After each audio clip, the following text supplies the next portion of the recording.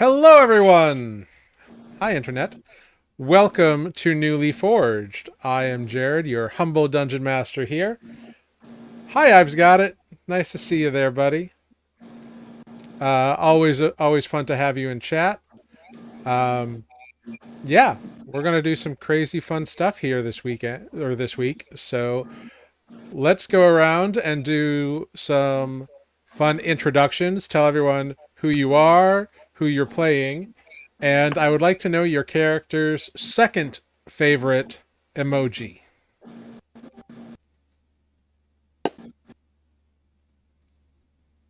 Hmm. What are emojis? I might need to look at an emoji screen. Yeah, just think about that. Aha, it seems we have the Spoot with us again. Hello, Matt. Ooh, we have a quorum. Ooh, there he is. Hey, hiding in the dark. Great. So, why don't we start with Mike? And that's me. I'm Mike. I play Defect, or Forged Barbarian. And if emojis were a thing of Nuuli Forged, then I imagine Defect's second favorite emoji would be a nat 20 die, right? Ooh. Because I imagine my first one would be the axe, so the second one would have to be the nat 20. All right. Yeah. I'll allow that. Yeah. Sure. Perfect. Anyways, going down to Amber. Ooh, we're passing off today. All right. Oh. All right. I dig I'm it. Amber. I play Grig the Goblin Artificer. And I think the emojis are those face things. And so aside from if there was a fireball one, that would be definitely the first favorite, but the second favorite might be this one. Like that face that says kind of like what are you talking about, Willis? That one. All right. I don't know who Willis is, but great. I mean, I know who Willis is, but anyway, it doesn't matter. Yeah. All right, I'm gonna pass it to Tanner. Jesus. Oh, Oh dear. hop in the Boom. corners. This game is fun. I like this. I know. It's random. Chaos. It's always Although- random. Chaos was No, great. it's not. It goes No, away. it's not. It's Jared's random. No, it always goes But away. I always go like second to last. It's Spoot's always last. Well, I don't I'm know what always to tell middle. you. Jared's been changing it up, so. Hey, It goes the other way. You know, I like this hot potato idea. But Tanner's not off the hook. Damn it. Shut up, Sarah. Hi, my name's Tanner. I play Adis the Human Ranger, and I would say it's either the mild panic emoji or the one that's just like, because I don't believe anybody. Fair.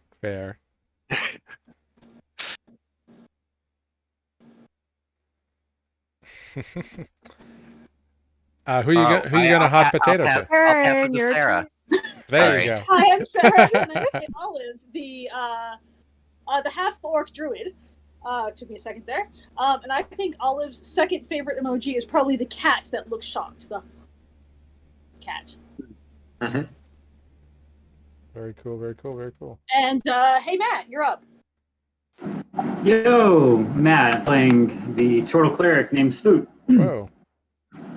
And That's offensive. Yeah, that is a loud fan. deal with it. It's a hot ass day. Deal Yeah, with it. no, it is incredibly sorry. hot. I'm totally okay. I'll tell you, air conditioning makes noises.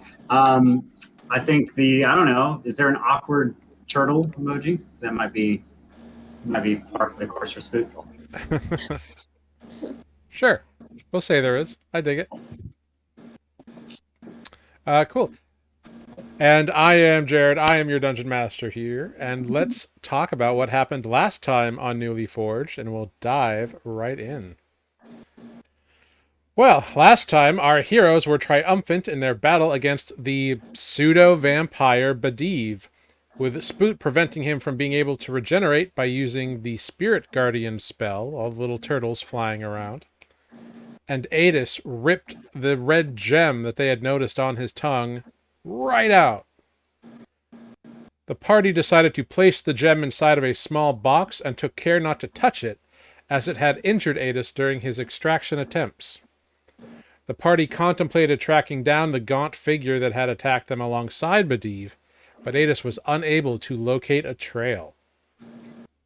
So the party continued on their way to Fay Harbor, crossing the Crosscut River, and encountering a familiar individual, the green-cloaked figure they had once shared sandwiches with in the desert, who, once their meal was done, disappeared without a trace.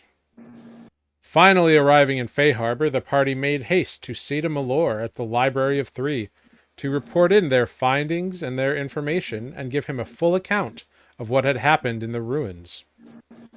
They also requested his aid in learning more about this red gem, as he confirmed a suspicion held by Grig and Spoot that it was in fact a fragment of a shard of the Progenitus Arcanum, and holds the potential for great power for either good or evil, if it can be properly guided. Such things being dangerous and powerful and not fully understood, the party decided to keep it hidden away.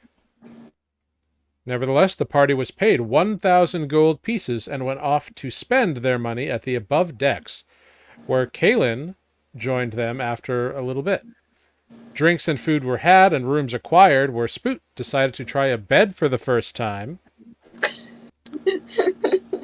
And Kaelin half carried, half walked his drunken husband Adis back to the apartment he had acquired with the funds Adis had left him. And that is where we will pick up for tonight. And why don't we start with Adis? So, Adis, you awaken the next day in a very awkward position. You are full splayed out on a bed, like very much in that like, oh, a bed, let me fall on it drunk and see what happens. And you're just passed out. Sounds about right. Yeah. But as you do come to consciousness, you notice a couple of things. One is that the sheets of the bed beside you are undisturbed.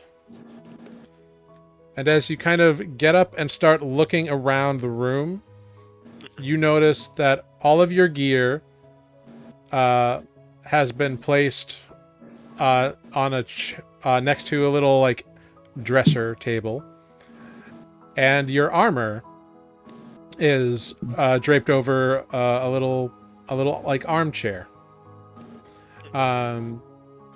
You're wearing just your regular clothes. Your boots have been removed. And there is a glass of water and a note on the little end table next to you. Aw. And drink your water. Yeah, you open up the note and it pretty much says, "Drink this, Kaya."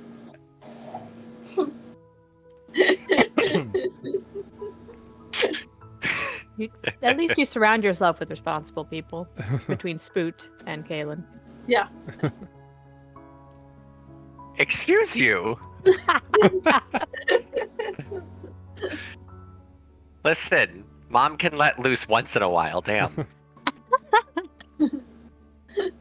I mean, it doesn't say it's water. I mean, it could be anything, but it is a clear liquid. Not the nightstand vodka. Room temperature. Yum. Oh, been there, done that. I mean, don't look at me like that. I was in Vegas. Amber starts People mental look at you face. like that no matter the context. Gross. That sounds gross. I didn't say it was great. Anyway, I will drink said water, and then I'll put my gear back. Is this like a bedroom or is it like a studio? No, it is For like, it is a bedroom. okay, Um, like requip and yeah, so you're in there, you drink the water, and you start moving about the place. You notice there's a lot of plants in here. There's like kind of I'm a like, plant dad. yeah, there's, like some flowers, but a lot of it's like succulent kind of plants and He's a plant guy. and Love big it. ferns. Well, you both grew up in the woods, I so mean, that's fair. That's fair.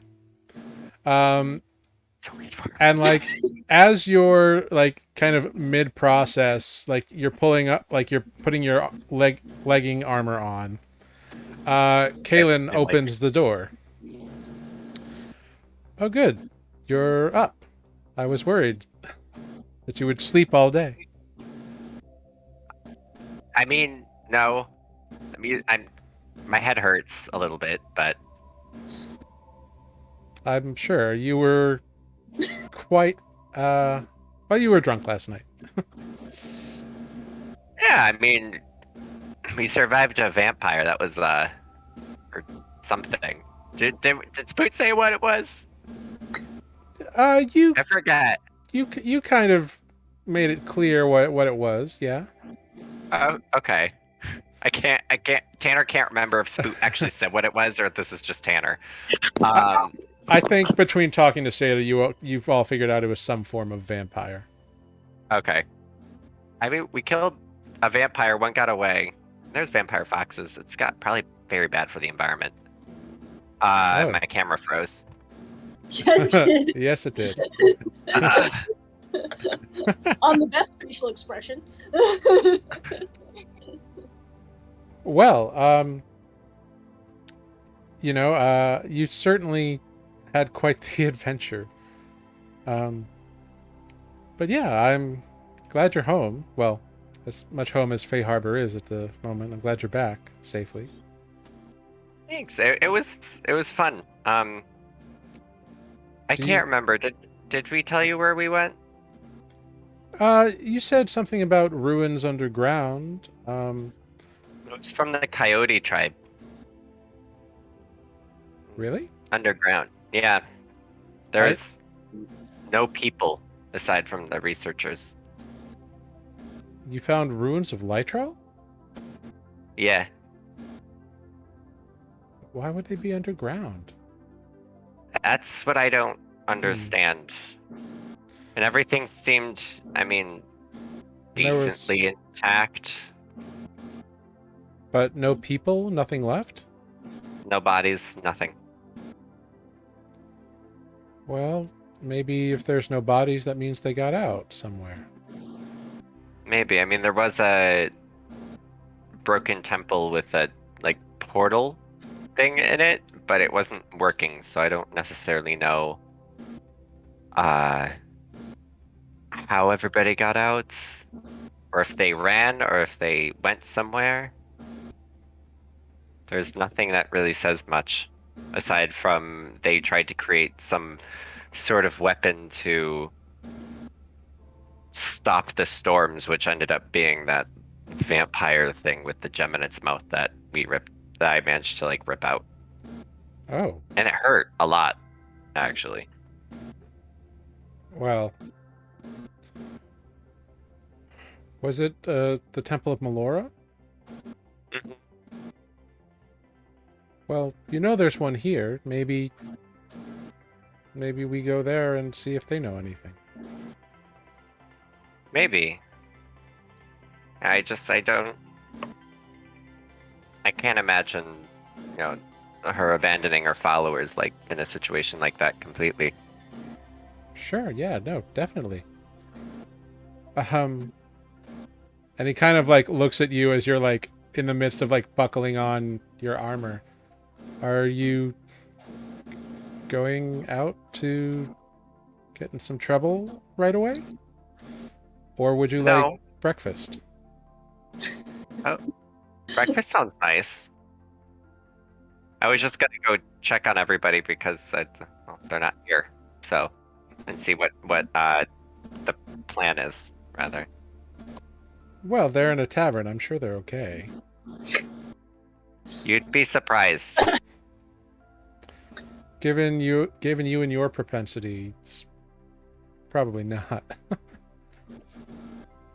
But come on, why don't we have a little breakfast? And technically, it's my day off, so you know. Okay, sure. And then maybe we can run to the temple because I want to. It's kind of bothering me a little bit. Yeah, sure. So he leads you out, and as you go out, like there are more plants, and it's just a kind of very simple, kind of like 2.5 room apartment. It's that bedroom that you were in kind of leads into like a living room, dining room, and then there's like a little kitchen area with a hearth over it, kind of across from like a couple of chairs and a table. And he makes up like a fruit-based kind of breakfast, so like yogurt parfait kind of deal, and gives it to you. He makes something that he knows you like. Yeah, this place is, I got it, so it would be big enough for 2 people. When you are back in town. I appreciate that. It's quite cute. Where is this place? Well, we're kind of right on the edge of the kind of the main district, and we're on like the outer edge, but the view's actually what made me get it. Come, I'll show you. And he like holds out his hand, hoping you'll grab it. Or Okay.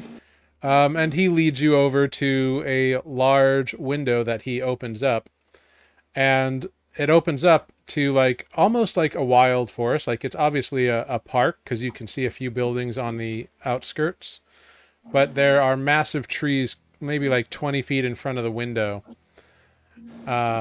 And it's down to like low bushes and flowering plants and stuff all over the place, kind of on the other side of whatever street there may be below you. But it's a pleasant looking area of greenery. I know it's not, home, but it's better than just looking out and seeing more buildings all the time. no, I get that. I mean, the city definitely looking at all the other buildings all the time definitely has a kind of charm. But it was nice to leave this city, I'm not gonna lie. Yeah, I'm sure. I'd like to get out of here too, but I'm still How paying long are my you debt. How long did they say that was gonna take? Um, Probably a few more weeks. I'm hoping that we can root out the remaining Red Crow informants that are here. We've been doing pretty well so far. I didn't know all of them, but I know a lot of them, and some of them know each other, so it's kind of a slowly sprawling net. The big thing is we have a few scouts out actually looking for Oligar and the rest. Hopefully we'll find them sooner than later, and then maybe we can grab them. Maybe the vampire will get them. That would be nice. I don't think I'd want a vampiric Oligar. That seems like a bad combo. True. That's true. I didn't think of that. I mean, The thing, we couldn't kill it, so it just, I don't know, I feel like it'd be funny to watch him try to fight it. well, one thing about Oligar is he's extremely tenacious, so... So was that thing. It came back after Defect almost chopped its head off several times. Okay, fair enough. Yeah, well, here's hoping, I guess. Yeah, but thanks for the parfait. It's really good. You're welcome. I'm glad you like it. You know, I may do with what I could find around the area, but it's pretty close to what we used to have. Yeah, but nothing beats the Feywild bushes. Yeah, I haven't seen too many of those around lately. Speaking of, we saw this man on the side of the road who wore like a green cloak. And we've met him twice once in the middle of the desert and now on the side of the road. And he smelled of Fey. Okay. No, I'm just curious if maybe he might know something, because he seems to know a lot more than he lets on. And he also disappears almost instantly as soon as you don't look at him. Well, if he's Fey, then I guess yeah, that tracks. They're hard to read. They're tricky. I just feel like there's more to him than we've been able to get so far. Well, there usually is. You know, technically, you still owe me a walk. I do. And you said you wanted to go to the temple. Sure. I was assuming that we were going to go there together. Yeah, I think, we could go check it out. I don't know if you want to get all of your armor on or if you just want to go. I mean, is there a reason to wear my armor in the city? It's pretty safe most of the time. Most people don't wear armor. That's fair. I just don't want to get hit by a fireball again. I suppose I can leave some stuff here. Yeah, well, I mean, this place is half yours, so. Well, I guess. Never, I'll be back. I'll be back to collect it later. Stop. I didn't need my armor. I'm just saying, you're leaving a toothbrush, leaving your pauldron. My pauldron. And if you have any inputs on the decor, you can. I just got a bunch of plants at the little plant store down the way because makes it a little more like home. Yeah. I mean, sure, I can figure something out. Maybe I can find some plant on my trips. I don't know.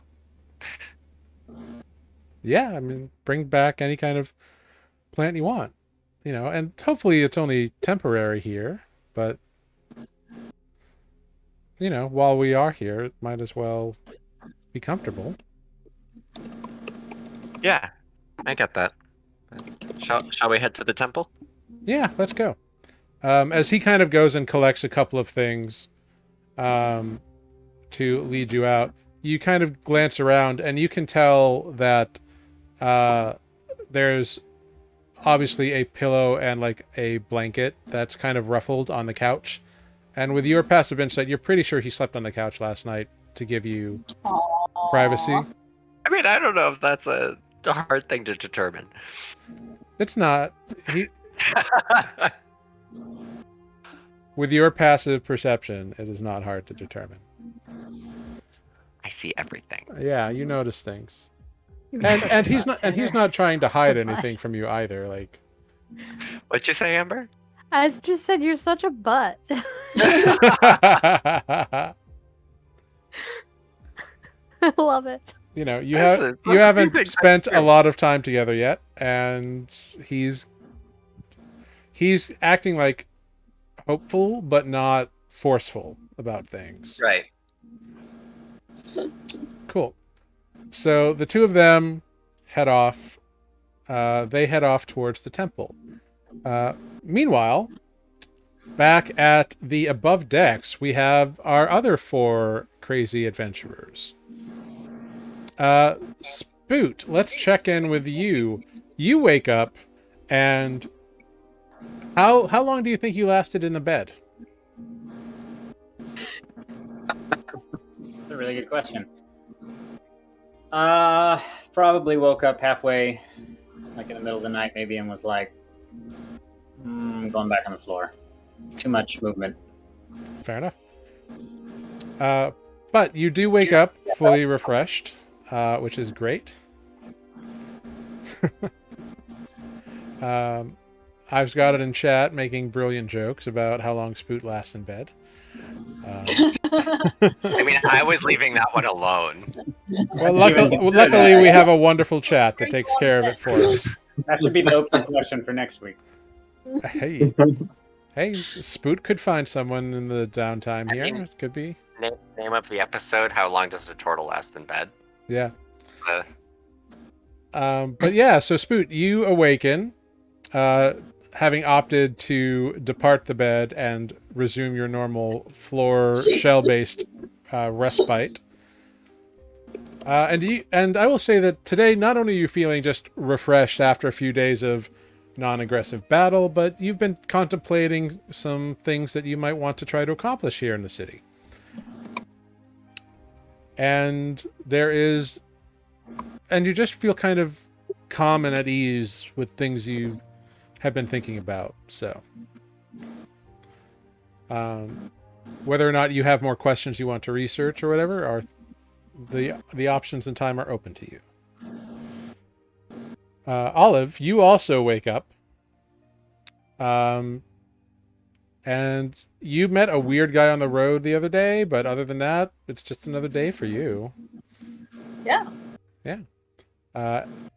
Defect and Greg, you two wake up, go through your normal morning crazies, and all of you find yourselves down in the main room of the above decks.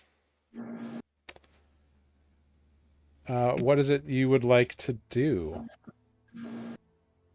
I think maybe we should shop for some more potion components, since, we're kind of close to my home and I'd kind of like to see my cave again, but I want to leave you guys with healing potions. You're gonna leave us? You're leaving? Why are you leaving? Already? We killed a vampire. We did. And it's fantastic, but unless we have something else to do right away, I kind of want to go back to my cave. Oh.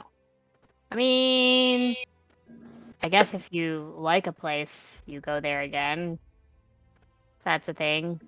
I mean, just for a little while, I'll come back. Okay. If you come back. I mean, it's my home. We kind of left it a mess. Well, I mean, so did I. But, okay. Sure. Fine, if you say so. We can make another potion. I want to go find a blacksmith. Oh, before I forget, Jared, how long has it been since we left Red Sand? Because my armor is there. Oh, yeah. All right. Yeah, it has been like about 3 weeks, 4 weeks, maybe. Did she say it was going to take that amount of time to get it? She said it would probably take a month or so. So that 3 or 4 weeks is a month, no? Yeah, I mean, you do have the ability to communicate to people in Red Sand who could check on it for you. Okay. Sure. Or you could ask Spoot to do so. As you were all talking about stuff down at breakfast, a individual in blue robes with a silver trim that you immediately recognize as one of the library attendants enters and immediately spots you all because you stick out like a sore thumb. And dare you? And comes up. Excuse me, you're Mr. Spoot, right? Yes. I have a small note for you. Oh, only a small one, huh? Yeah. It's a joke. It's Fold it up in a little triangle. Yeah, it's just a little folded note that's been sealed with wax. It's nothing too crazy looking. You open it up, and it's from Seda Malor, and it's like, it's pretty much just, I'm looking into what you requested, but I did forget to ask for the return of that sending stone. If you could give it to the messenger, it would be appreciated. Seda. Okay, I will. Just I'll give it back to the messenger. I'll just be like, oh, one moment, let me find that, and I'll go, grabbing the. What bag was it in again? This is why you should have one bag. He takes it and nods appreciatively. Oh, thank you. I didn't know this is what I was supposed to wait for. But wonderful. I think that's all. Thank you. And so then he departs. So with that note, you know that Seda is looking into actually multiple things for you all at the moment. He's looking into more information about this gem that you asked him to look into, as well as construct/defect materials. But yeah. So, what? I mean, okay. I was gonna. I fully intended it to go back to the library and resume some research on that too. Yeah, you absolutely can. You can spend time doing that. Great. So this is going to lead us into some downtime activities for you all. What sorts of things do you think you would like to do with your downtime? I think we should make some healing potions, and I have some studded leather armor in poor repair that I could not afford to get repaired earlier. That I think now I could. Okay. If we could find an armorer who repairs studded armor, studded leather armor. Yeah, you can totally look for that kind of stuff.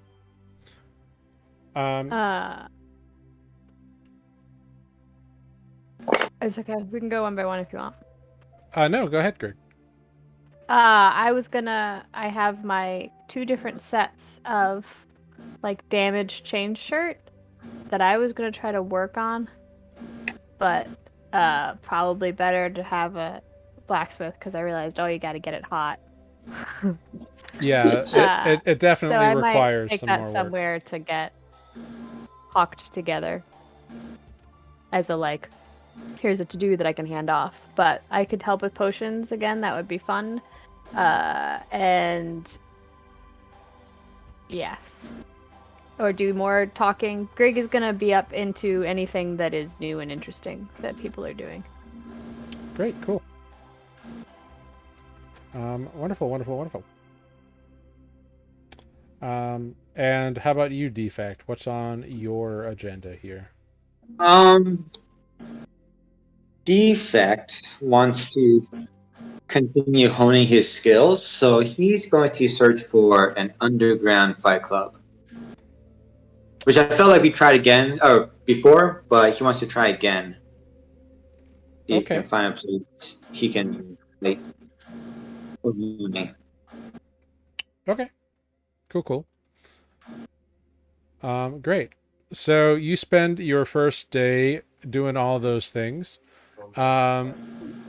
Those of you who want to attempt a healing potion, you can spend your day kind of like looking for it. My question is, what kind of potion do you want to craft? Because it takes 1 day to make a basic kind of healing potion, and you'll also need to probably rent somewhere to do so, because you definitely can't do it in the room. In the tavern. In the tavern. Do it at Ellen's house. Can't do it behind the bar. You could talk to the owner about using his space, but he'll probably charge you a little bit for it. What if we just ask Kaylin? Yeah, they've got a kitchen. You don't know. You haven't seen them yet. No, but they were supposed to go find a place to rent. Yeah, but they're off doing something right now. Ugh. We're Decorating. besides we're not at the like creating stage yet, so it's just a Okay. matter of finding stuff. Yeah, I might source the materials and then make a point to go by the library today to check in with Seda, and I could possibly ask if he has any advice on that. If not, maybe we can talk to our other friend at the component shop and rent some space from him, maybe. Yeah. You can do all those things. Cool. So, why don't you, Spoot, then go ahead, just make an investigation check to see if you can find all of the bits that you need to craft your potion.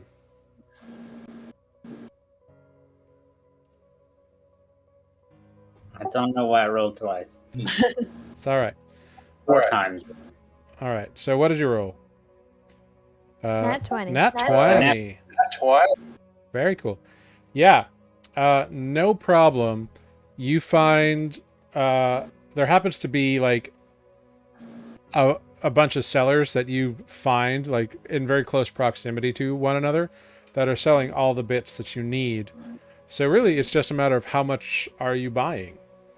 You know that the price of concocting a regular basic healing potion is 25 gold. But you do find enough there and enough ingredients that you are pretty sure you could also craft a greater healing potion with some of the stuff. So it's up to That you. sounds good. Yes. Greater healing potion. I mean, we've got some time to try it later, and then maybe do a basic one or a few basic ones after. We've got a couple weeks. What's the question? My question is, ooh, someone's computer is echoing back at me. The question is, you know that you could buy materials to make a greater healing potion with what you've discovered here. It will cost more, and it will definitely take a full week to craft that. Or you find enough materials to craft multiple basic healing potions, and you could buy all of that stuff. Get enough to buy 4 basics. Okay, great. So you spend 100 gold pieces to buy enough materials for 4 basic potions. And then you head on over to the library. Correct. Cool. What do you want to accomplish at the library?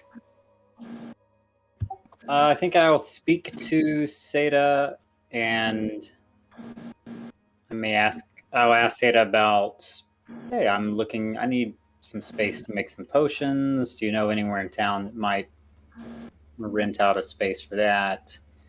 And mention that I plan on coming back when I have some time to do some research on, defects, origins, and possibly see if there's anything that has been discovered based on the notes from the ruins, because I'd be also interested in learning something about Adis's background. Sure. He says that they are still investigating a lot of the notes that you brought back from the ruins. He's got a team on it, but he'll happily share whatever information that you want that he discovers. In terms of finding information on defect, he does have a couple people looking into that too. But so far in the couple of weeks that you've known each other, they have not had much success of finding anything as, for lack of a better term, as animate as defect. They found lots of golems and constructed things of various sources, but defect is a fusion of wood and stone and metal. And usually a golem is just like one thing. But they're still looking into it. But so far he defies all research that they have. And as for a place where he could rent, or where you could rent space, He does know of a couple places, and he gives you them. A lot of them are kind of like, artist co-op kind of deals, or like co-op kitchens where communities can like come together to work on stuff. Um, one of them is like privately furnished and really nice and has everything you could ever need. Costs a little bit more to rent the space, but it's up to you. The other one is much, more bare bones. You kind of bring what you need, kind of deal. They have basics, but nothing too fancy. But he gives you those options. So cool. Okay, yeah, I'll look into those. All right, so you go off and do that. Defect, you have chosen to investigate the attempts for a fighting pit or arena around here somewhere. Correct. Go ahead, make an investigation check for me. 18. 18, great. So you don't really know where to start your investigation, so you figure, why not start here? And you go up to Vidar, the owner of the above decks, and you tried that one. you ask him about it, and he responds to you, and he kind of like looks around before he does so. He's like, "Well, after your friend." Oh, that's not his voice. Well, after your friend sort of put the idea in my head, I started asking around a bit. And wouldn't you know, it's not the only one who has interest in such things. And I've talked to a few of my friends from my sailor days, and we think we may be finding a place to put together something like that soon. So, hopefully, we'll be having a bit of a fisticuffs tournament. Sort of off the books. We're just sort of looking for a final location at the moment. Well, when it happens, include me. I'd like to be a part of this endeavor. Yes. Oh, I'd be happy to. I'm sure such a marvel as yourself would be well appreciated, wouldn't it? Yes.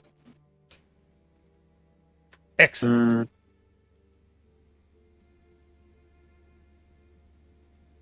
All right. Well, I guess now I just have to wait. So. Yeah. But you did some good investigating and kind of found it. And you've learned that like there wasn't one, but Adis kind of started an idea in someone's head, and it kind of percolated, and apparently now there will be an one. Underground fight ring. Kind of. Did I feel guilty about this? I can't decide. I think it's great. You don't technically know yet, so. I know. You're visiting the temple. Speaking of. Tanner feels guilty. But when did I start? Speaking of Adis, you and Kaylin walk over. You actually go on a very nice walk through some parks and down towards the dock area. Kaylin kind of points out the local landmarks that he knows, and occasionally you like stop and look at a few things here and there. With your passive insight and your knowledge of Kaylin, it is very obvious to you that he is being very open with you, and he is letting you essentially, if there's going to be a move made, he's going to let you do it. Never let the bottom make the first move. That doesn't work. I want to hold your hand. Well, that answers that question. You get the sense that it's not that he doesn't want to, it's because he doesn't know if you want him to anymore. Mm-hmm. Because he's significantly older than the last time you saw each other. And it is very obvious that he is unsure how you feel about him. And you notice this over the course of your walking, and eventually you make it down to the docks. I write Adis with daddy issues? I can't remember. Well, you didn't mention too much about your father, so who knows? Maybe. That's up to you to decide.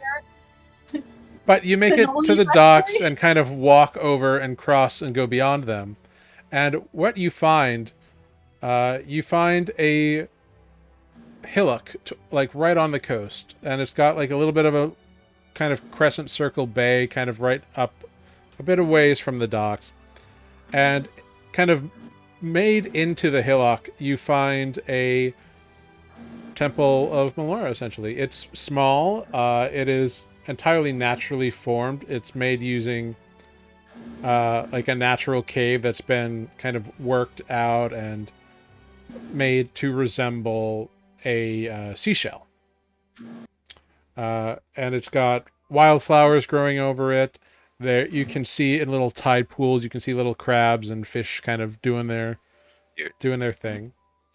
And there are a few acolytes in green and yellow robes, just kind of doing chores. And as the two of you approach, they welcome you and, oh, welcome to Melora's temple. If you need anything, please let us know. We'd be happy to help. Is there anything you need, or do you just wish to make devotions? I just need some time in her sacred grounds. Of course. Well, please feel free to make use of the temple, and if you feel as though you've found something today and are generous enough, please consider supporting. But you don't have to. It's you know, we're pretty self-sufficient, but it's good for us to have stuff for the city, things we need. Right, now I get that. Well, Melora keep you in her embrace. And you as well. And they kind of leave you to enter, if you so desire, the temple. Yeah. Gonna go in. Yeah, so you and Kaylin enter this temple, and you see that it's not like a big cathedral or anything. It's actually fairly small, and it opens up into a large, 12-foot cave kind of area. And there is an opening in the roof through which sunlight comes down, but not just sun. Also, like, grass is growing in through the roof. There's vines growing in. It's all lit up with flowers. And on a little kind of natural stone altar, there is an effigy of the Wild Mother herself, of Melora. Kind of a shapeless woman who forms up out of plant life, and then has a mane of flowing hair made from vines and wildflowers all about herself. A very recognizable interpretation of this specific deity. Yeah, go for it. Adis is just going to walk forward and kind of kneel in front of the statue and just start praying, kind of like quietly, and just, I don't think you would have abandoned our people. I saw your temple in the village. I keep forgetting the Coyote Village's name. Lytral. And I don't feel like you would have abandoned them. Please, you know anything, if you can lead me to more of them. That's just really it. Yeah, so you take some time and do your prayers. After a while, you hear some people moving around behind you.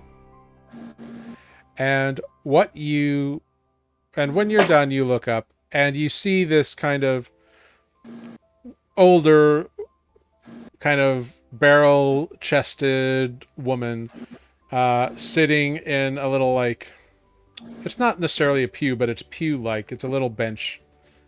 And she's wearing the green and yellow robes, and there's like your age, like 20-something-year-old young man with her, kind of like cleaning off some like wound that she has on like the bottom of her bare foot. He's also wearing the same green robes, but because you are ridiculously perceptive, you do notice that this young man has like a thick stripe of green in his hair that is otherwise brown.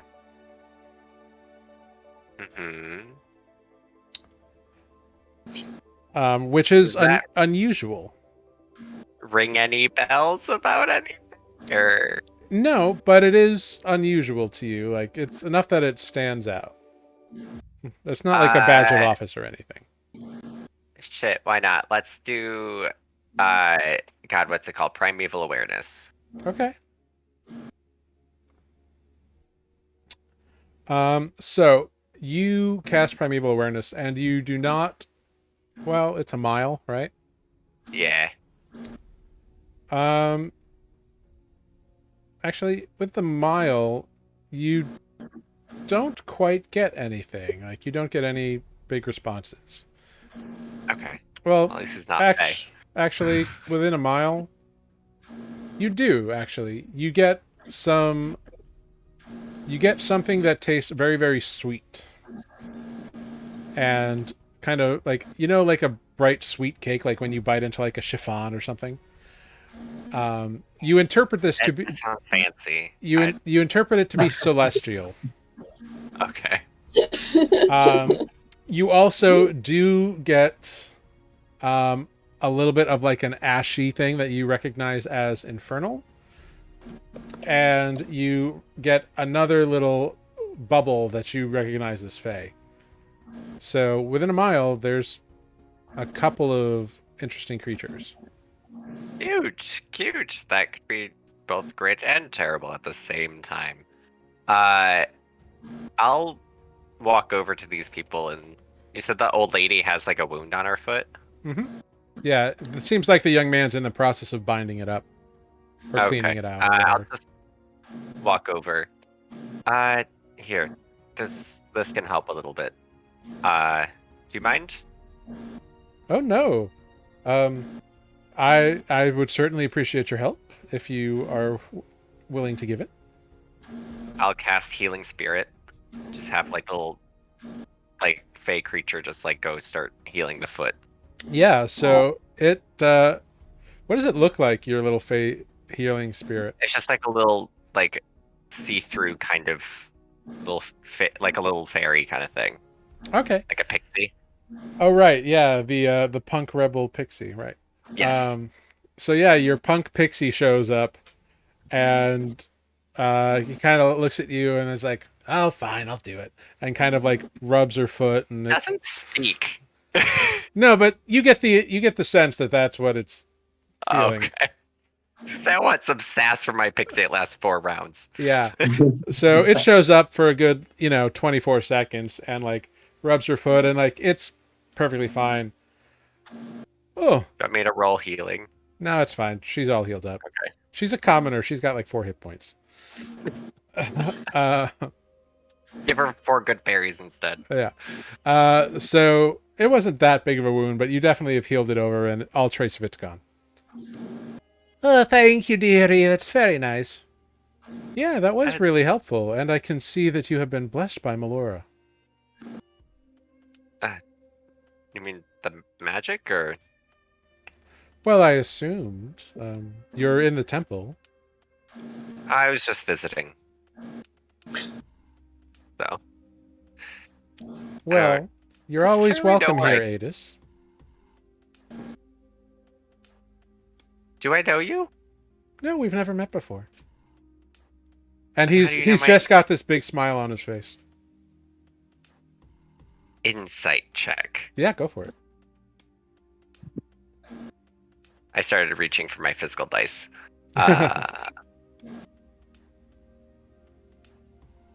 18. Cool. With an 18, Low for me. he bears you can tell he bears no harmful intent. But does he like know me? He said your name, so he seems to. I I've been don't. wondering when you would finally get around to showing up. You've been popping up in my visions for quite a while. Uh, things have been quite busy. But what's your That's name? life. Telruriel. All I right, you're know, gonna have to spell that I one. know, it's a bit name. Just call me Tal. Uh, My parents had a bit of an elvish thing, even though neither of them were elvish, but just call me Tal. uh,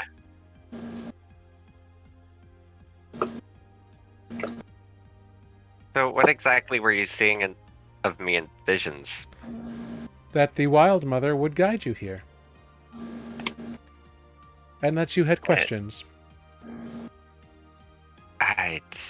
A lot of questions.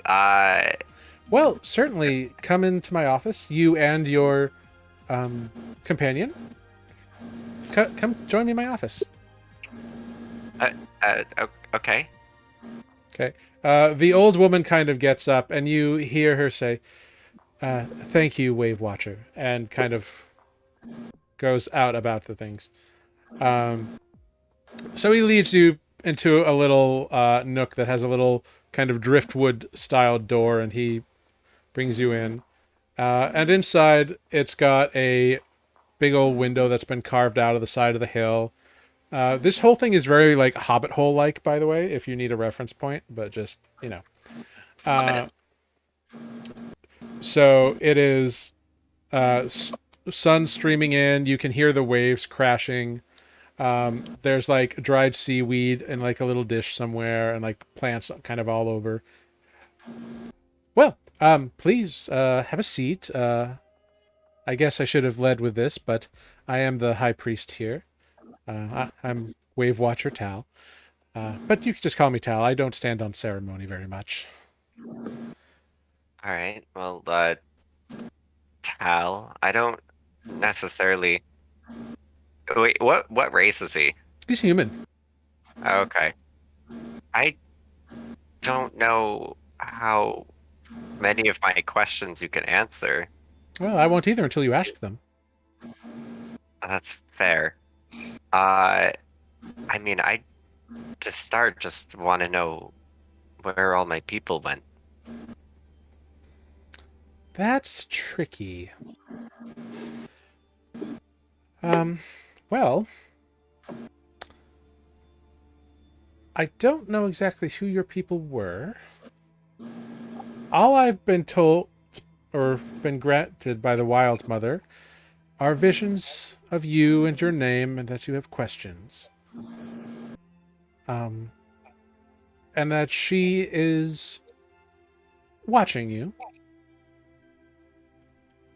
So, if you could give me a little more information, maybe I can help you out. The trap. I mean, my village was in the Everwood, and it's not on the map anymore. The village of Lycos, and I don't know what happened to the rest of my people. I've met a few of them, Galen included, who have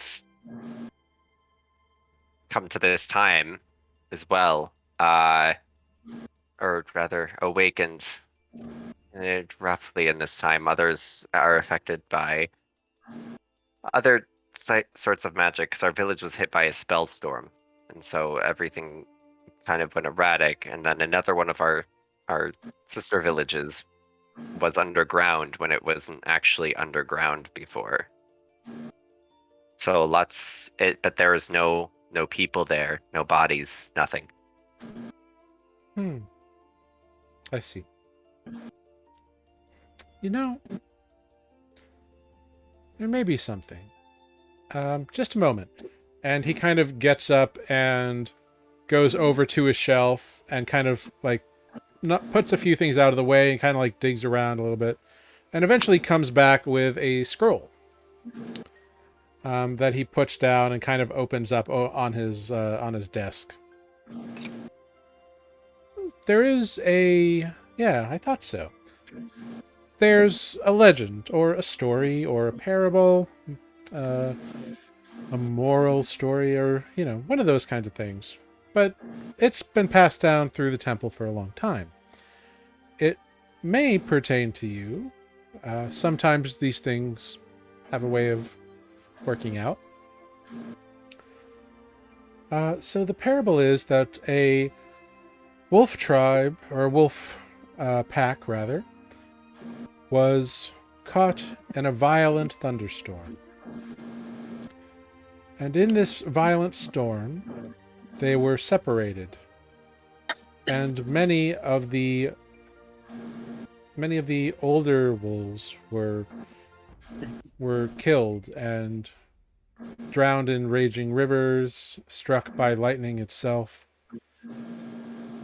But enough of the females made it off with cubs to new places, and some, when the storm abated, they didn't know the lands they were wandering through, and so slowly, one by one, faded.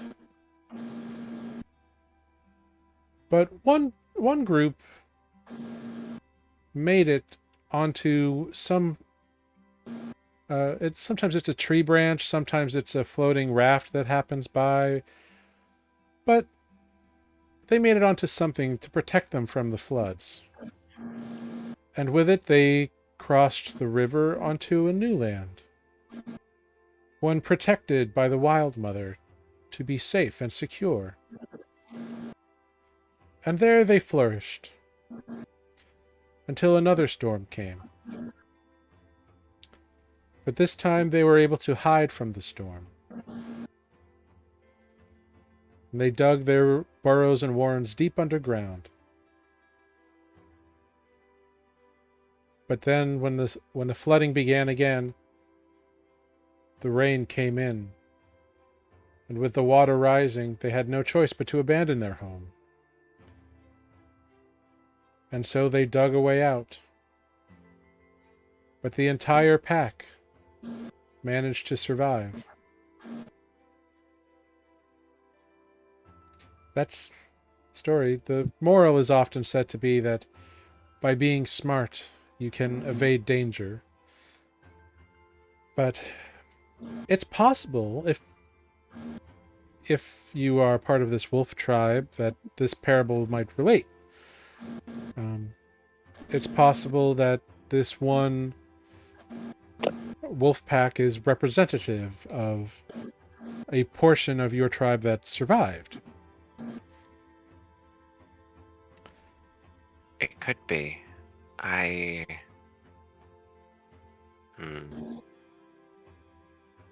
in the underground village, there was a temple to Melora, along with a gate, more or less.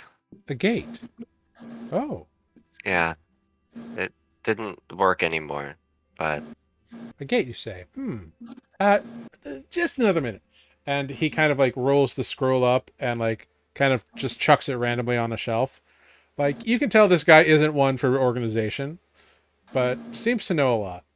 I mean, there's a such thing as organized chaos. Yeah, he knows where everything is. Pile over there. Yeah. But he comes back with, this time with a bound book, in a green leather. He says, gate. And he says, aha, yes, a gate. And he opens the book and kind of turns it towards you. Did the symbols look anything like this? And looking at the book, you do recognize the symbols. Yeah. Or at least part of them. Somewhat. Enough to be kind of uncanny. Yes. This is the foundation of a very powerful spell that not everyone can cast. It's very limited as to who can. But essentially, it creates a gateway to a predetermined place once activated. and it can carry everything within it to that place, much like a portal would, or a doorway, if you will. Is there any way to tell where the predetermined place is, or is it just upon cast? Unfortunately, that's harder to deduce. That is usually determined by the caster. Ah. But I will attempt to learn from Melora, if she sees fit to grant me this knowledge of where this coyote tribe ended up. Yeah, I mean, you if are they got away, certainly welcome to pray, and perhaps she will illuminate you as it is your quest. I may be able to find some information. We're not exactly stuck to the brim with notes here, but we do all right, and mostly my connection to the Wild Mother has been one of good accord. So hopefully I can find out some more information for you. I would appreciate that. I would like to find more of my people, even if they're just the sister tribes. I can certainly understand that. Is there a larger temple to Melora, like I'm losing, like a boss temple, like the head temple? Is that a thing? Is that a thing? It's not that organized of a religion. Usually her temples abide generally closer to coastlands or woodlands. Mhm. They sometimes know of each other and they recognize their own or fellow worshippers. Right. But they don't like stay. There's no like Pope. Right. Or, Okay. Or That's what Vatican I was or like. anything. I didn't know if there was like a Vatican that would have like some massive record house underground or something. No, her temples are, and she's a nature goddess, so like that much of an organization and like establishment isn't really her thing. That's true. That's fair. Yeah. But yeah, so Tal offers to attempt to do some divining on your behalf. He tells you, I can sense the Wild Mother is interested in you, and she's watching you, so I'm sure she will see fit to help you at some point. Well, I hope I don't let her down if she's watching me. It's certainly been an interesting trip so far. I'm sure it has been. From what you've told me, must have been very hard for you to wake up and find yourself alone in an entirely new world. A different feeling, I'll give you that. But it's becoming a little bit more comfortable. You see that you notice that Kaylin kind of smiles when you say that. I still just want to know more of what happened, and if there is anybody left. I can certainly understand that. Well, as I said, I will ask the Wild Mother for guidance, and perhaps she will see fit to instill knowledge within me. Or you. Yeah, hopefully. I mean, I try to pray, but I generally don't get around to it too often. It is not the consistency that matters to the Wild Mother, but the intent. And the Wild Mother can know your heart as easily as you would know the trail of her hair.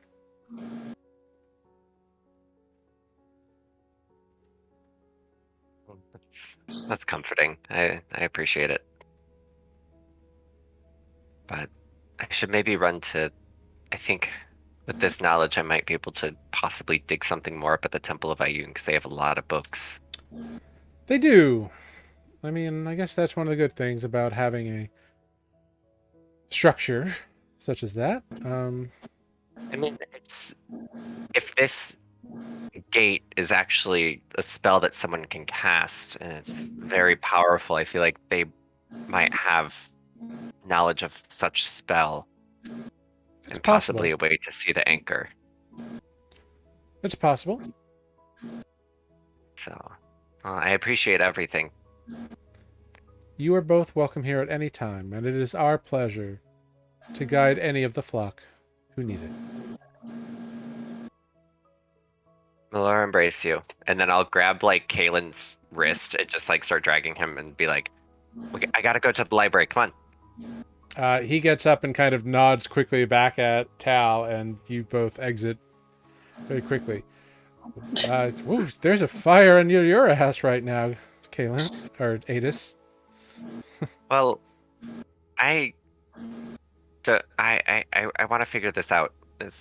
I have a little bit of hope. I'm glad. But you don't need to pull my arm out of my socket. I'm sorry. I'm not that strong. I have 11 strength. Come on. No, you can tell that he was joking. Okay. But so you two head off there. You get there, and what is it you are attempting to find here? Just more on that. What kind of either like I don't know if it's considered a magic item or something like the gate could be, or if it was like a spell or something like that. Like All right, the workings of whatever the hell. Cool. How Are you asking like the attendants for help, or are you just investigating? I'll ask for help because I'm not book smart. All right, So- go ahead, make an investigation check with advantage then. Do I have to pay the attendants? Is that a thing? It's, I'm sure like it's a temple, so if you choose to donate, they would appreciate it. I'll donate the flying smut books. Okay, so you I'm kidding. you Still don't have have those. I know. There's investigation. I almost rolled intimidation.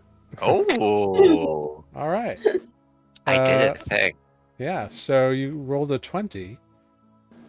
Yeah, so you spend a few hours with one of the attendants, kind of looking through a variety of books. Some of them are arcane in nature, some of them are religious in nature. But eventually you do find multiple references to similar spells. Some act as just gateways, but there is an entry that does indeed talk about by applying the spell in a different way, you can actually cause an entire structure to teleport. It's something that the elves actually originated. It takes a lot of magical power to do so. Like, it's not something a single caster can do. What was that? What was the first part? I missed a little bit of it because it cut out. Oh, I heard like it was a structure and it was actually originated by the elves. I missed a little bit of the first part. okay, yeah. So the spell is a variation on a teleportation spell. The elves are the ones who figured out how to make it not just a doorway or a gateway, but actually be able to use it to transport entire structures. Okay, elves. The secrets of it are not written in these books, but the idea is. It does say that it is Right. not something a single caster can do. It takes time to prepare a space and a lot of magical energy to make it actually happen and work.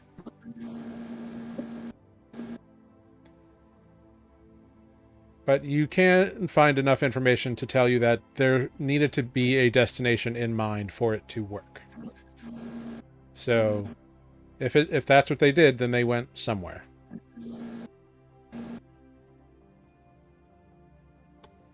Okay. Okay. Cool. All right. So that is what you find in the library.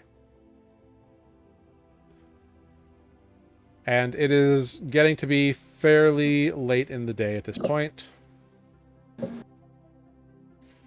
Olive, what are you Yes. up to during this day? Given that Spoot has gone looking for potion components, I'm looking for an armorer to repair my studded leather. Right. Great. So you and Greg are actually both looking for armorers. Greg and I are going shopping. Yeah. So one of you can make an investigation check with advantage. I have many investigation. You should do that then, because I have a +0 to my investigation. Got it. Wonderful. 24. Great. Yeah, with a 24, you are easily able to get the directions to a well-known armor smith, who happily will take your 2 sets of chainmail you have, Greg? I've got 2 damaged chain shirts. Okay, great. So, yeah, they are definitely willing and able to repair those for you. I have 3 sets of orc-sized studded leather armor in poor condition that I'm looking to repair into one wearable set. Yeah. Yeah, I also don't need 2 sets. It was more I was gonna try to hodgepodge it myself, but I could sell one, or he can cannibalize. Sure. So this individual is like a burly, like big old human guy, like typical blacksmith kind of looking dude. Big black beard that's covered in soot. And he pretty much tells you that he can repair the sets or combine them in some fashion. It will take about 2 weeks to complete. For the studded leather, it'll take about 2 weeks. And it'll cost about 30 gold. Or you could buy a new set from him, and he would be willing to take the ones that you have as trade and give you some small discount off the price of new studded armor. And what would the price of new studded armor be? Straight off the top, it would be 45 gold. With the stuff that you are turning in, he would take about 10 gold off of that, so it would be 35 gold. Right. Does he have half orc sized studded leather available? Yeah, you're human sized. I mean, he'd have to like resize it and fit it for you, but it could be done fairly easily. It's not hard. All right, let's do that then. Cool. I will give him the old stuff and take a new set. Great. Yeah. So you get rid of the 2 old ones. He takes it off. He takes off 10 gold of the price. So for 35 gold, and those 2 sets of busted armor, you can have your own brand new shiny studded leather. He sends you off with one of his like journeymen to go get fitted and get all involved there. Fabulous. Greg, the same gentleman looks at you, and you have 3 chain shirts. I wrote down damaged Or- chain shirt, more damaged chain shirt. And actually, Okay, you had 2 and Olive had 3. Got it. Yes. Yeah. Cool. Because we killed 3 orcs wearing studded leather. Sure. Back. I have a quick question though. Yeah. I'm looking at the table again, and it says chain shirts 13 plus dex modifier, max 2. Right. So does that mean that no matter what I do, whether it's chain shirt or studded leather, my max is 15? Yeah. Yeah. Oh. Well, studded leather goes up to your whole dex mod, whatever that ends up being. Yeah, like if you had a +4 Right, dex, which you would I have get a to 3. use all of it. Right. Yeah, so I see. yeah, because the base of the armor is higher, but it has a limit on how much dex bonus you could use. If you intend on getting more dexterous, then the studded leather or the leather might be a better option. But if you're not planning on doing that, it's 6 to 1. Right. Unless you're a druid and can't wear metal armor. Well, there's that. Yeah. Yeah, okay. I guess I'm not really planning on. I'm also not going to get rid of my studded leather, so it's fine. Why not? Let's get a chain shirt for fun. Now you can be heat meddled. Cool. Are you? He pretty much tells you pretty much the same deal. He can cobble these two together and repair them, or you can trade them in for a little bit off of a new chain shirt. Right. I mean, so what's the price? Like, I mean, I'm very small. You probably only need to like do half of that, right? I mean, I'm not that small, but I'm pretty Well, small. yeah. I mean, he'd have to like kind of resize one for you, so like the work is what takes more of it. Right. But like it would be a base cost of 50, but if you give him the two chain shirts, he'll take off 7 gold. So it would cost you 43 Uh-huh. for a new fitted chain shirt. Okay. And then for the hodgepodge. For the hodgepodge, it will take 2 weeks, and based on materials and time, he figures it'll cost about 40 gold. Fine. You've sold me. If I find out that you're gonna make a profit on these things, I'll be impressed. He just kind of chuckles and doesn't even really answer the accusation. He seems to be very like business-like. Cool. Yeah, why not? I'll buy a chain He's shirt. just like, Super fun time. whatever you want, little one. Also, can I watch you make one? How do you do the resizing? Do you have to mark it and then heat it up, or are you gonna heat it up on me? I've never actually seen this happen before. That's kind of part of why I'm here. He turns and whistles, and one of his like little apprentices runs over from the bellows, and like he's like, "Take this one to be resized for some chain." Oh yes, sir, and kind of like pulls you off, and like you babble all this to the apprentice who's like taking your measurements, and like, and the apprentice kind of roughly talks about the process of, we add links, we remove links, we do this, da da da da da, and it's interesting to Greg. Yep. Do I see any new tools? Make New perception and check. Master tools. I like tools. 14. Okay, with a 14, you see that all of their tools are in good repair, but they don't seem to be like anything like new and innovative. Like they're Okay. they're, But, they're like, all they're all new to well me. used. They're well taken care of, but they're well used. Okay. But you've seen these types of tools before. Cool. I wish I knew the name of any sort of smithing tool specifically so that I could be like, do I have one of those? And then say, can I have a crappy one of these? Do you have one that you wanted to throw away? Because I just kind of want one. Google blacksmith tools. I know. Yeah, as you kind of go through all that, Just snatch the anvil and put it in your bag. yeah, 300-pound anvil. Defect, can you grab this out of the bag? They do give you a place where you could buy smith's tools if you wanted to, but they're not willing to sell theirs. Okay. I just really like that one. I point to the pointiest one. Fair enough. Want the stabby one? The So, one that can double as a shank. Olive, are you done? Are you done? Greg and Olive spend their day getting sized for armor and whatnot. So the end of the day comes. Defect, I would like you to make a perception check for me. Thursday. We walk out of there with shiny new armor. 9. Yes, you both do. Okay. As you kind of like,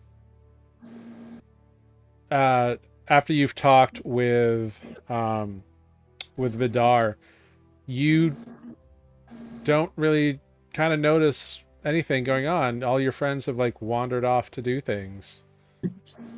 Okay. Yeah. Towards the end of the day, Adis, you exit the library with Kaylin. And as you are exiting, you see the familiar form of Spoot also exiting the library. Fancy running into you here.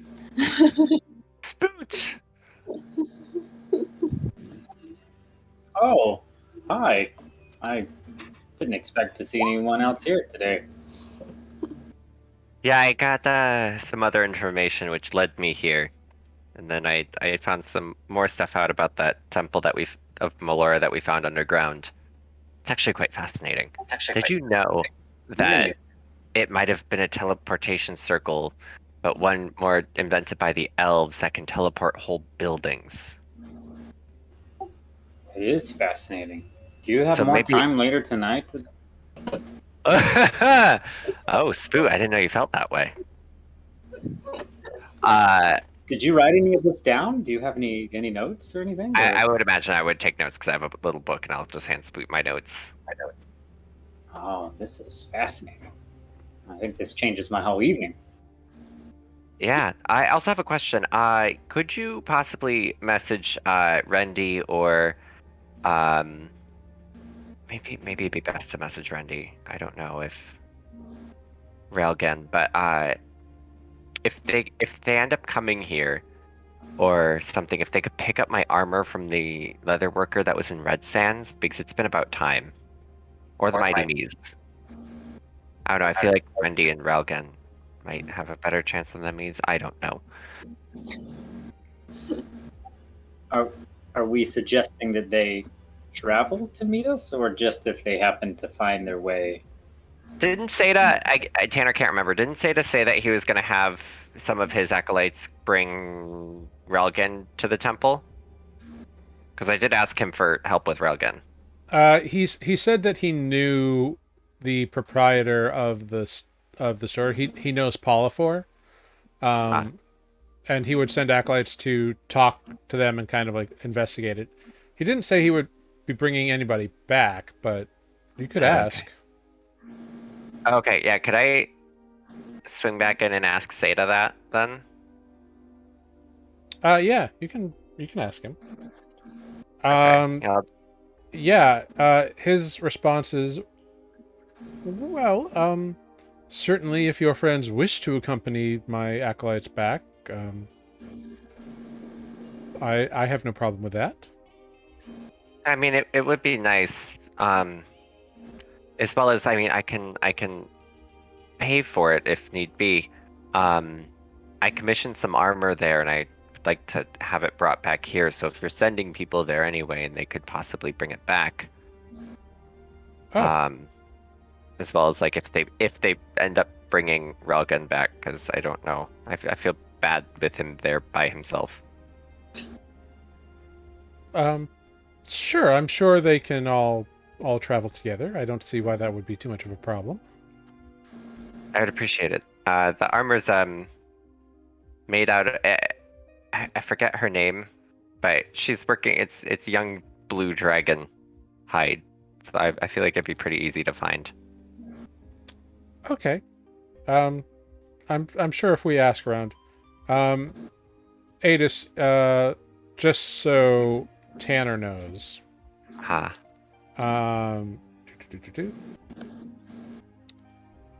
The woman or the armor smith that you went to was Hella.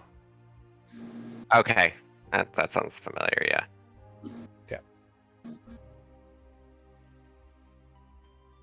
Very long time ago. Mm-hmm. Yeah. I'll just relay that then to Seda, if that's, or would Adis remember that? Do I need to roll history? No, Adis would remember who's making his armor. That's fine. Okay.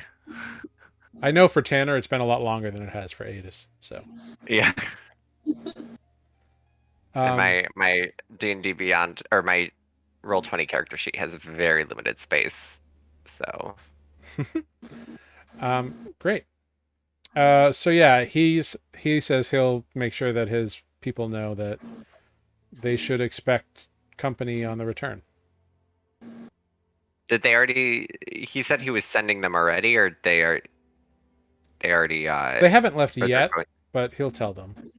Okay. All right. And then I'll run back out and. Meanwhile, Spoot's just out there tapping his toe, like doo doo doo. Oh, I assume Spoots are walking off, and then I just track Spoot Yeah, I mean, you know where Spoot's going. to dinner. I mean, I assume he's going back to the above decks. but maybe not. Spoot, where you go after Adis runs back inside? After asking you to cast a spell, but then saying, "Oh, wait a minute." I decide I'm going to go to Red Sands myself and pick up the armor without telling anyone, so I'll begin that journey. Okay. Okay, bye. Spoot exits the campaign for the next month and a half. Yeah, Maybe I'll I go back to the above decks. I Wait, suppose. that's the travel time? No, I'm just being. I was like, damn. Well, I don't know. It might take me considerably longer by myself. That's Yeah. I feel like you would just like toddle along. I mean, using roadways, it definitely takes longer than what you did because you went the dangerous route of crossing through the wildlands and the Brambles Plains.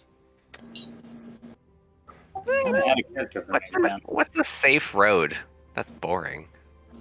I know. Also, there's now a vampire that hates you. That's fair. So, I guess my question is, are you meeting back up with everybody else, Adis? Are you and Kaylin rejoining the others, or are you gonna go back to your apartment?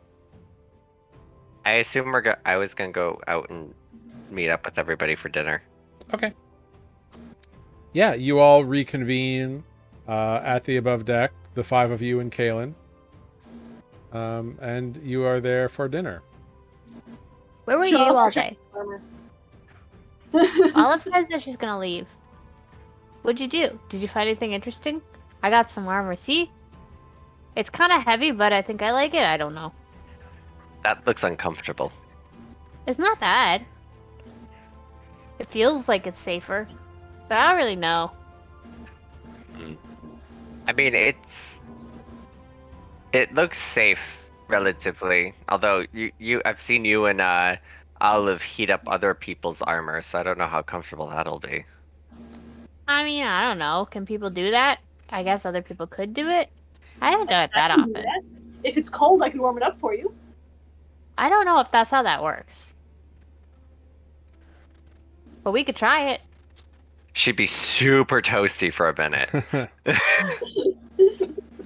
All right. Well, as you all get caught up over dinner, that's where we will take our break. Okay. So we'll be back in 5 minutes, and then we'll do some rolling for these downtime activities you all have decided to go for. So, How many weeks do we have? You have 2 weeks of downtime. Okay. So we will be right back in about 5 minutes here on Nuuli Forged.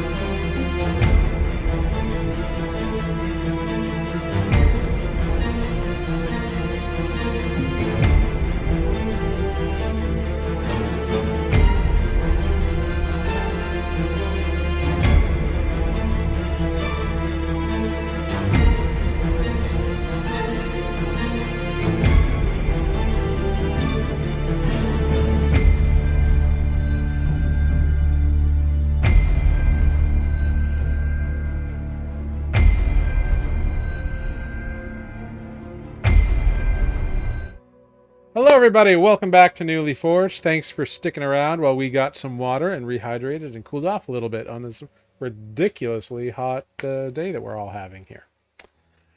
So, you have all met up at the above decks, and you are having dinner. Is there anything you all want to discuss, talk about while you are in this position? Olive says that she's gonna leave. Where are you going, Olive? Back to my cave. Do you really like it that much? Like, you really like home that much? Really? I mean, we left and it was just kind of a mess. Like, we tracked, we killed all those bad guys, and then we just like left, and it's just a giant mess there. And I feel like I should maybe go home and sort it out. I don't understand that feeling, but I guess that's a good feeling, right? That's a good thing. It's not very far from here. I mean, sure, but it means like going back someplace else. Like, why would you go back? I mean, I left home, and I don't. Why would I go back? Because my Some friends people are there. I mean, aside from you guys, my old friends. Oh. Huh. I mean, I I mean- like you guys too. I mean, I'm all for going on another adventure, but I feel like I should maybe go and, put things back to rights and make sure that the people left there are, are recovering and stuff. I think that makes you a good person. I mean, I am a druid. I'm supposed to take care of people. No, you're supposed to take care of nature and wildlife, not people Oh, who generally don't like yes. people. Same thing with rangers. But, like, my cave is sort of nature. Yeah. Insight check. Sure. Go for it. Just gonna overrun the town with animals. I'm taking the vampiric foxes with me. I knew it! Okay, what does Adis glean from I'm sorry. Olive on a 13? Gross. What is that? Mostly that, while she likes y'all people, there are way too many people in the city. If y'all are gonna hang around here, she's not into that. That's fair. You could have just said that because I don't care for it either. And that, she's having fun adventuring with y'all, and she'll come back and do that, but she also kind of feels like she left everything unfinished back in Southbrook. Uh-huh. I mean, if you're coming back before I don't even know where we're going. Where are we going next? I have an idea. I don't think we know. Do we know? I don't have a plan. I'm ready to go wherever. I mean, we made some good money. We're getting good at stuff. We've killed a dragon and a vampire now. Also, we really do need to kill that other vampire. I really want to kill it. Can you kill it? Jared, can I get the world map? Yeah. It should be in your handouts, no? No, it's not. Oh, is it? No, it's not. I thought it was, but no worries. I have a picture of, I think that's Kaylin, a crumpled note from the kobolds and the instructions from Grey Claw. Yeah, no, Yeah. it's fine. I'm not sure why I have a picture of Kaylin, but I do. No, it's fine. Cool. So, as you're all discussing this, Kaylin kind of speaks up. Well, surely you'll want to stay around for a little while. Well, I mean, yeah. I mean, if Olive is going for a bit of time to clean up I mean- home, we're not going anywhere. I mean, Okay. I'll make sure you guys have enough, like, healing potions and stuff without me. But, I don't want to leave you in the lurch. But I kind of want to go home and, make sure everything over there is okay and that, I still have a home to go to. No, I get that. Or I just looks didn't know at if you were defects just like leaving. Well, Sarah is busy for the next 2 months. So, is really the impetus here. Okay. Yeah. Sarah's I didn't know it was that long, but No, damn. I was yeah. having some trouble getting Wednesday nights off for July and August. Gotcha. Yeah. Gotcha. No, I remember the IRL. Greg is gonna be like, what the fuck? Yes, real life is unfortunately depriving us of Sarah for a chunk of time. which sucks, but it happens. Great. So you all have these discussions, talk about this stuff. At some point, as you are all having dinner, drinking, why can't I remember his name? That's my roommate. Vidar. Oh, hi, roommate. Vidar comes up over to y'all. Specifically to you, Adis. It's nice to see you again, and all of you, really. Oh, and Mr. Atis. You asked me about a few things the last time you were in town, and I didn't get to tell you about it last night. But some friends of mine and I were looking into their competitive melees you might have been interested in. And we're thinking we're starting up something right soon. We're just narrowing down a venue. Right. You inspired us in a way, so much appreciated of that. I don't know whether to feel good or bad about this. I mean, Don't worry. Purely fisticuffs. No sort of killing or anything. No torturing. Okay. I guess that makes me feel a little bit better. Just exhibitions of strength. That's all. Although Exhibition. More- no exhibitions. Absolutely not. Just a little one. Just a little one. Just one time. A little bit. Not saying Okay. there won't be some hurt individuals, but we'll make sure we have people on hand to take care of such things. We'll get defects, some brass knuckles that also dest people. Is this what we do now? We become a team for cage fighting, and Spoot's the on-site medic for For everybody. whatever defect and stuff. I can be the on-site medic. It's fine. You don't have to be there with your morals. Greg is all over it. I'll be the Yeah. manager slash You're- the Greg will cage spray the water in the mouth. Yeah. Get over here, Rocky. The other thing I was looking into for you. You asked me about finding some property in town. Mhm. I did manage to find one small little 2-story building down by the docks, I think. That's, it's a fixer-upper. But could be yours for, if you can get in on it, probably around 7,000 gold. And then you'd have to invest to upkeep it and whatnot, but it's in okay shape. Not too fancy. But if you are interested in such a thing. Possibly. I would have to talk to my friends about it first. Of course. Anyway, keep enjoying the drinks. I've got your tab well tallied. Don't worry about it. I'm sure you do.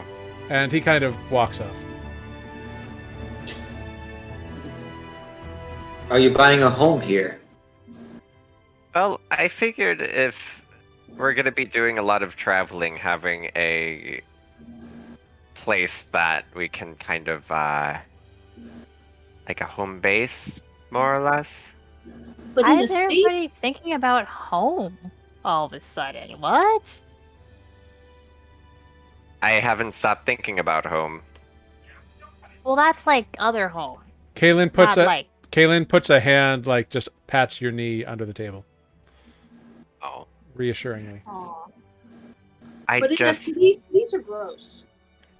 I mean, if y'all just want to like store stuff while you're off adventuring, you can keep it in my cave. I'm not leaving stuff in an unguarded cave.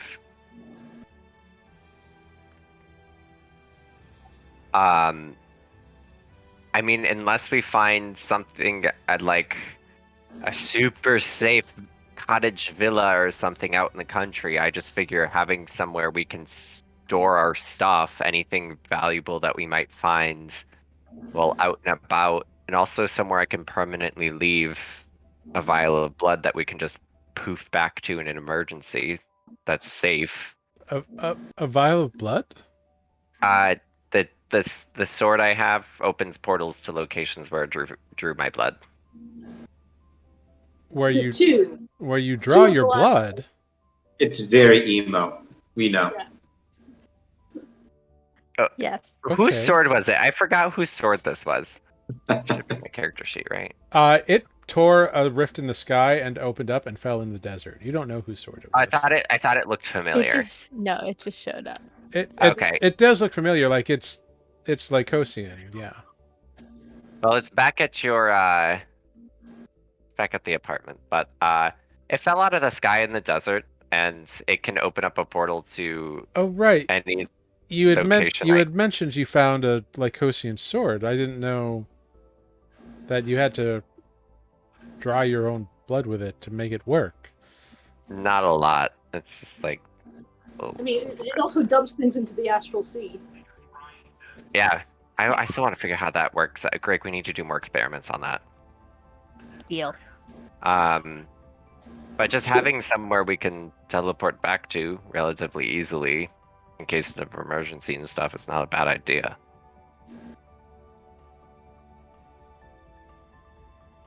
Yeah, but he said how much gold?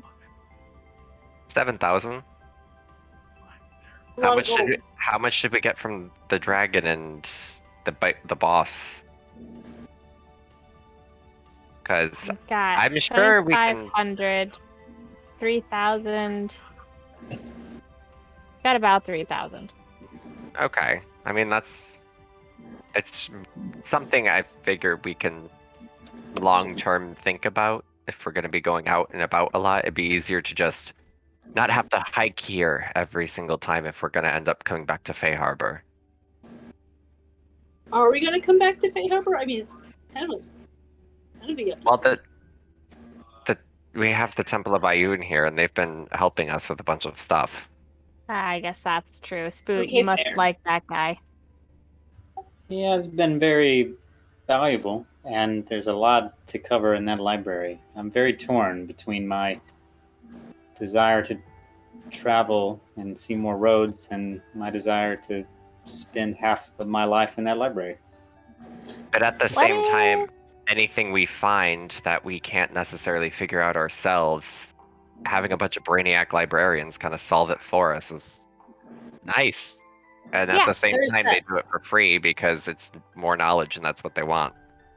Yeah, but so then why don't we keep leaving a vial of blood there, and maybe we like pay them a little bit instead of 7,000 gold, because that way it's like guarded and stuff. Because our house wouldn't be guarded. I'm not paying somebody to guard it. I don't want to leave anything there. Maybe we It's just just- say, "Hey, Seda, can we leave this in an empty room in the library?" And when we show up, we show up. I mean, he already has a vial of your blood, doesn't he? Exactly. He does, but it would be, in emergency situations, I would feel somewhat bad barging in, possibly bringing something into the library with us. But it's better to bring it into our house. Our own property can be destroyed a little bit easier without terrible repercussions and destroying vast amount of knowledge, possibly. So maybe what we need is like a safe deposit box to put your blood in. I'm not putting it in the bank because So- that would be even worse. So as you're all talking about this, a lot of people are coming in. It seems like it's the big day off of the week because you know Kalen's had the day off, Adis, and there's lots of people coming in. I'd like everyone to make a perception check for me.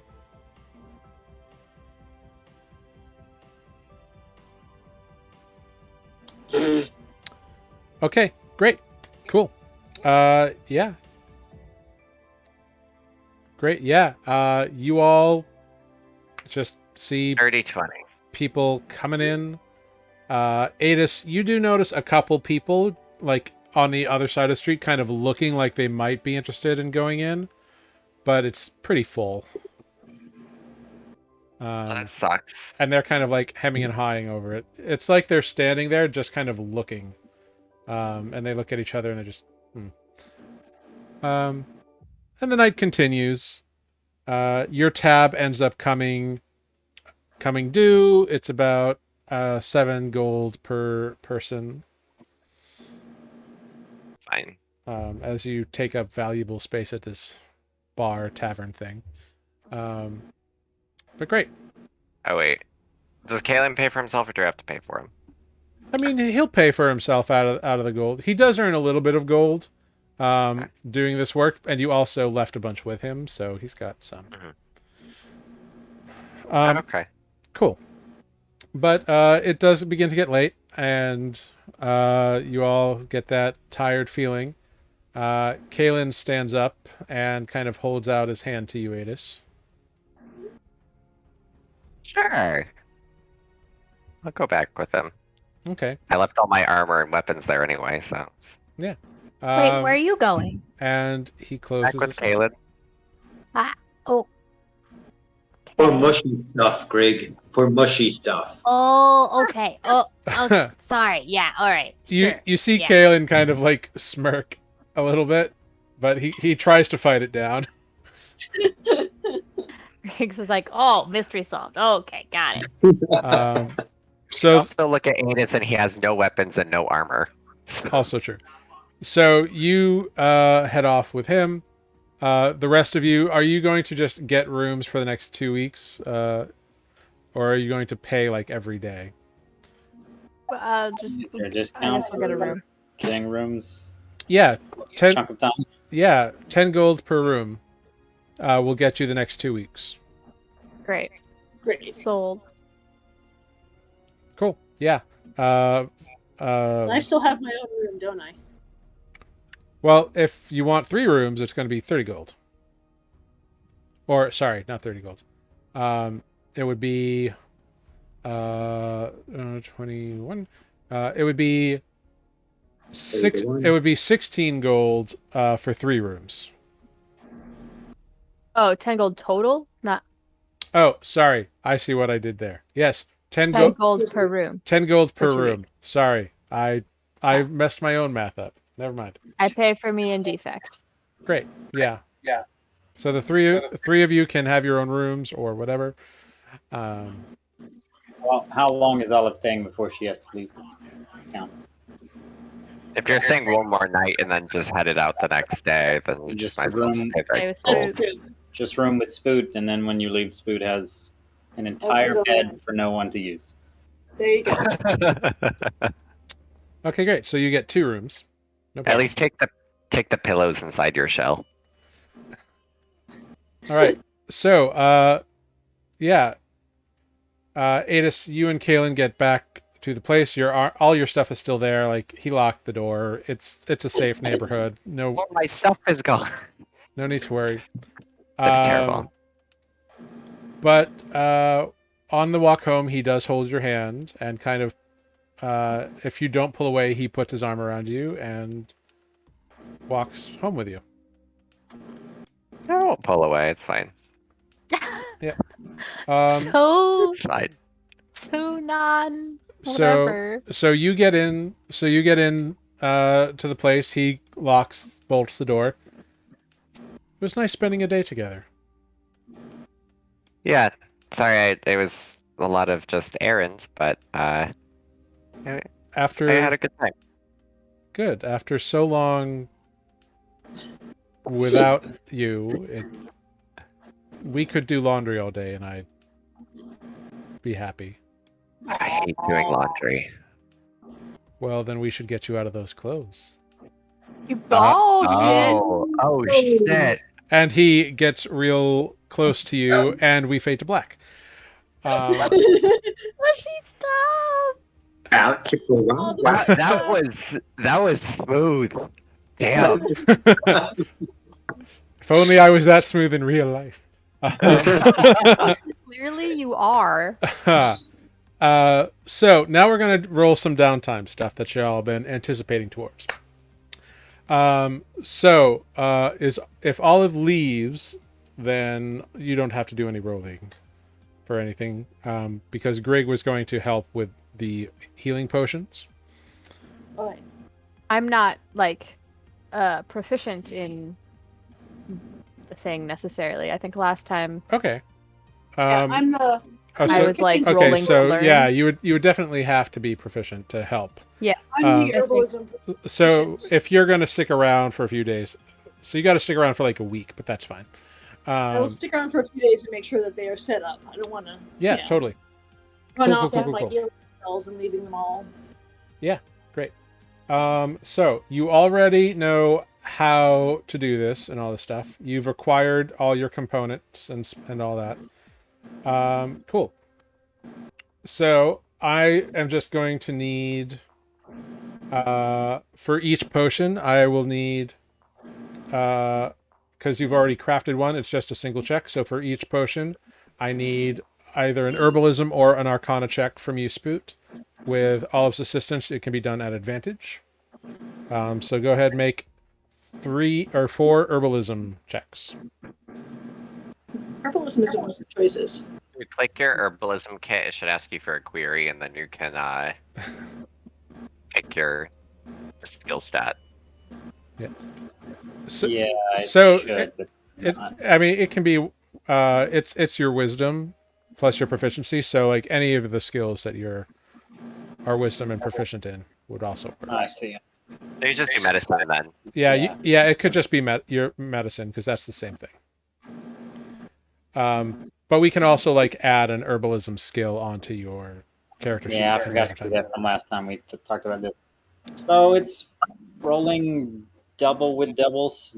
We can just count that as the first 2, I guess. And I'll click one more time, and that should be all of them. Okay, sure. Each roll is with advantage, right? Yeah, With advantage because I'm helping. yeah. So It, Four rolls. literally, I click once and it pops up twice. I don't know what I've done or what's changed. But Weird. Oh. Yeah, cool, no That's problem. sticky. So, that makes sense. yeah. Cool. So, the first day with a 15, you feel confident that you are able to produce a suitable potion of healing. On day 2 with a 21, you are certain that you have created a very functional healing potion. Day 1 is worse than the second one? No, you succeeded. So it's just you succeed. Okay. It is with advantage on all these, right? Yeah. Gotcha. Oh, right. Sorry, I misread that. Doo-doo-doo. Yeah, I felt that was going to be a confusion later. Yeah, right. So with a 26 on day 1, you definitely make a healing potion, no problem. With a 21 on day 2, no problem whatsoever. With a 15 on day 3, it takes a little bit longer. Like you have to like watch it. Which place did you go to use their facilities? Did you go to like the communal place or the private place? The communal place, because I am running low on personal cash, and I'm pretty sure I have all of my own necessary equipment, given that we did this in a hotel. Given your old equipment and stuff, How much cash do you need? the rental is going to be 1 silver a day. How much is the pricey rental? Oh, I mean, it doesn't matter. Spoot would have done this like independently of asking for money, so he would have just gone with the communal one. Okay. Yeah. It doesn't impact the production at all. It's just a matter of location. So you accidentally could have created a supreme healing potion at the other one. So day 3 you succeed with a 15, and day 4 you succeed with a 17. So you create 4 potions over your first week of downtime. No problem. All right. Cool. I'll feel better about leaving you down a healer now. Ha ha ha ha ha. Very cool. Cool. Defect. Yes. You are approached over the course of the next week, by Vidar, and he says he's got stuff ready to go, and if you're interested, come on down. Absolutely. Where do I sign? Yeah. So Is there a form? No, there's no form. So you head on over there. It's like a abandoned warehouse kind of deal that they've cleaned up and kind of made look a little nicer on the inside. But yeah, you are brought in, and go ahead, and I'm going to need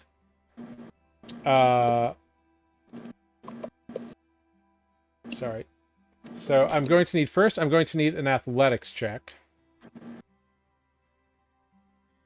Athletics check. All right. Boom. 16. Okay. Cool. All right. Next, I am going to need a acrobatics check. Ooh, nat 1. Ooh, Okay. feeling a little clumsy, are we? Been a while. Great. And next, I will need a Constitution check. And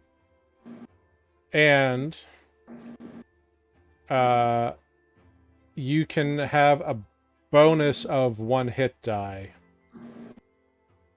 All right. Or so, no, sorry, that's not true. I just need a Constitution check. Okay. 12. Okay. Cool.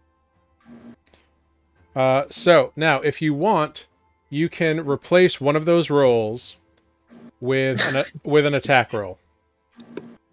Yeah, I'm going to replace my acrobatics roll with an attack. Yep. So go ahead and make an attack roll. Am I raging during this? Is it just a Nope, straight attack? attack. All right. Being allowed. Not to be kidding. Wow. Wow. Oh no. Natural one.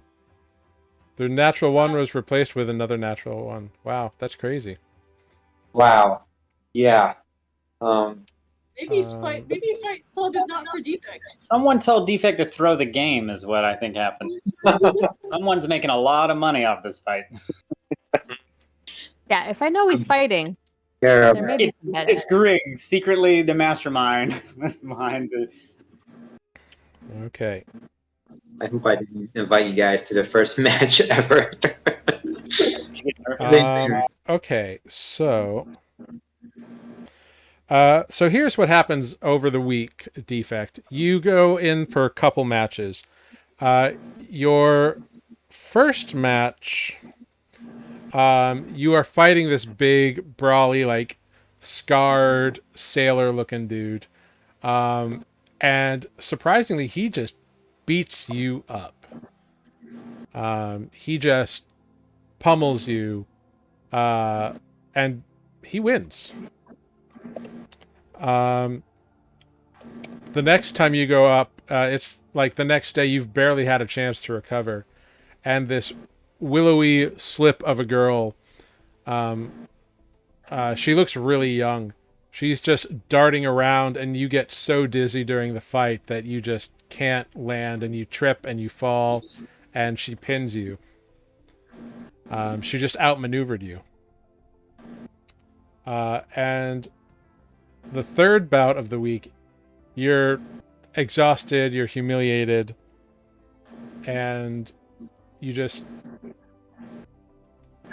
can't get through that last combatant, and you don't win any of your 3 fights in that first week. Yeah, Defect is being reminded of the fighting pits from before he met Grig.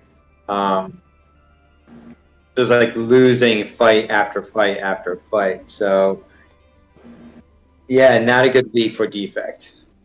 Cool. So, Grig, during this first week, you were helping with the potions. So I would like you to go ahead, give me 4 intelligence checks.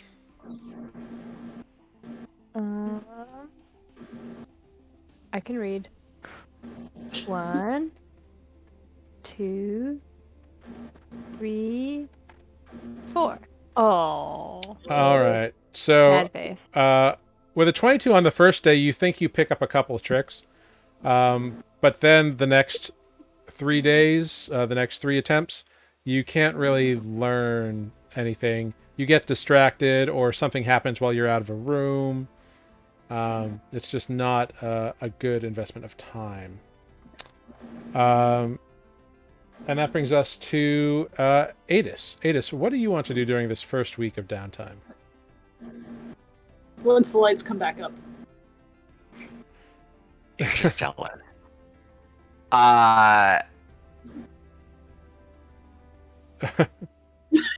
Fireworks. So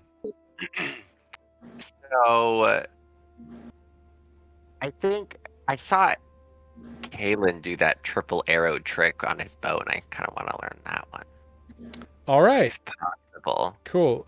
He is certainly willing to teach you because you're his husband. If I could teach me. Yeah. He does warn you that it does take a while to learn. But yeah, you can totally attempt it. He is not going to charge you to train you. So that's fine. Not gold anyway. Yeah, right. Yeah.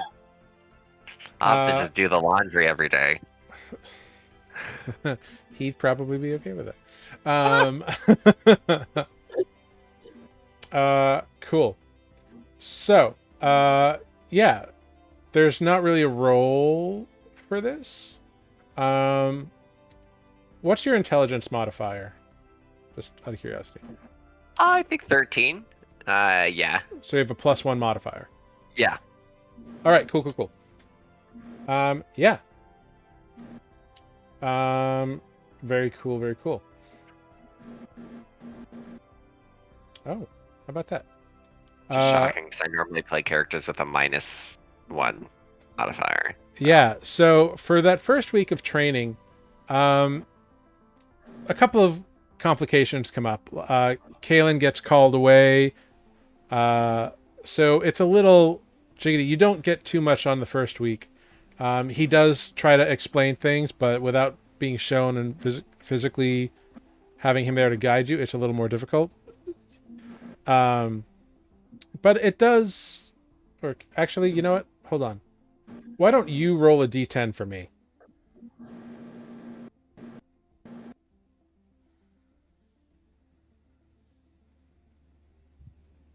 Or a d100. Oh, no. Either one.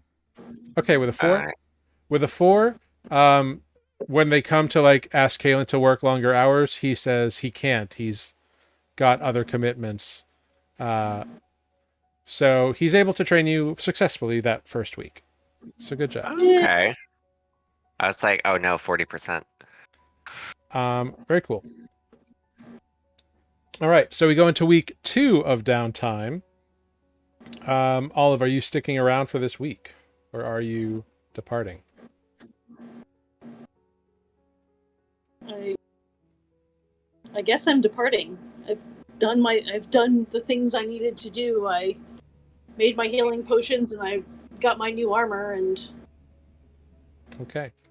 So during this second week with heartfelt goodbyes, you all get together for a olive dinner and lunch, brunch, whatever. Drinks are had. You share stories, the promise that Olive will return. Olive can track humans. She'll find you guys. At least one of us. Yes.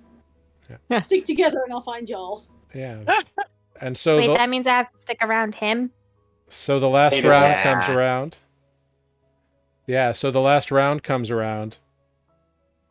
What do you all say for this last goodbye? For the moment, anyway. Temporary. When you Nothing- get bored, come back, because that sounds boring. It might be. It wasn't when I was there all the time, but now that I know there's exciting things out there in the world, it might be. Yeah. I certainly won't go anywhere without you guys. I'll come find you first. Okay. Well, I do have an idea for our next trip that could possibly shed some more light onto the ruins. But I suppose we can wait till you get back. I mean, y'all have a vampire to hunt down first. or maybe Yeah. something else. I don't know what you guys might do once you finish your break here. I mean, honestly, I don't know where the fuck I could have gone. Because we've been here for a few days, and we traveled for how many more days travel was it? Just a few, right? From the lake or the he river. left you about a day before you hit the river, and it was 2 days to the river. So So it's been like a week and a half at this point. Yeah, he could be anywhere. Honestly, and my tracking skills can't. I need to be in a decent proximity of it to find him. Because otherwise, it's just any other possible humanoid track, and we could be following some random person. I mean, do you want to find him?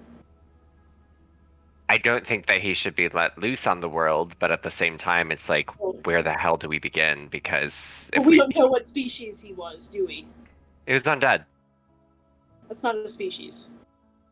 No, but I can't imagine there's too many of the whatever. Like, Spook, you said something about vampiric. Yes. I don't suppose there could be too many of that running around, but think of like the distance we can make in a week and a half. Where could he be on this continent right now? I have no idea. Well, And I mean, with the drop of the blood of the species I'm looking for, I can find any humanoid I've met. Well, we don't have a drop of his blood. No. No, It's but been a week. also Species he is. I will bet if we I will listen- also butt in right now to tell you that that works on living creatures, and he is undead. Yeah. Okay, but maybe not any. also It does just say any humanoid. It does not say. We It does can- not specify living. Yes. Humanoid is a creature type. We're humanoid. Yeah, Undead. it's undead. about creature type. So humanoid is the creature type. His creature type is undead. So, Gotcha. Yeah. So but also we just have to listen. And he's probably killed a bunch of people, and we have to listen for like hearsay of killing. Because like, let's be real. I mean, that's very true, but at the same time, it's like, which direction did he go? Which direction did he start his killing? We would have to wait until we hear something to know where to go. Fine. I didn't want to kill it. Well, we will miss you, Olive. And perhaps there will still be vampires to hunt when you are back. I've enjoyed our time together. Thank you for the things that we've learned from you. And I respect your feeling of homesickness. That's a word. But obviously, the invitation is always open if you decide to get back on the road with us. I hope your journey home is safe. And I'll have to send you a message every now and then to check in. That's fair.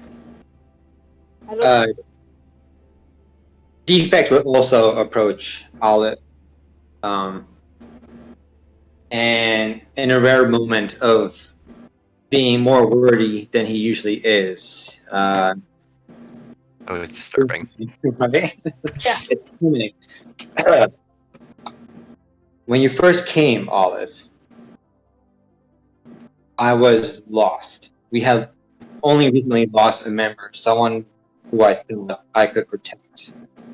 Well, in my experience. And because I couldn't, and then you came along to replace her, I felt angry.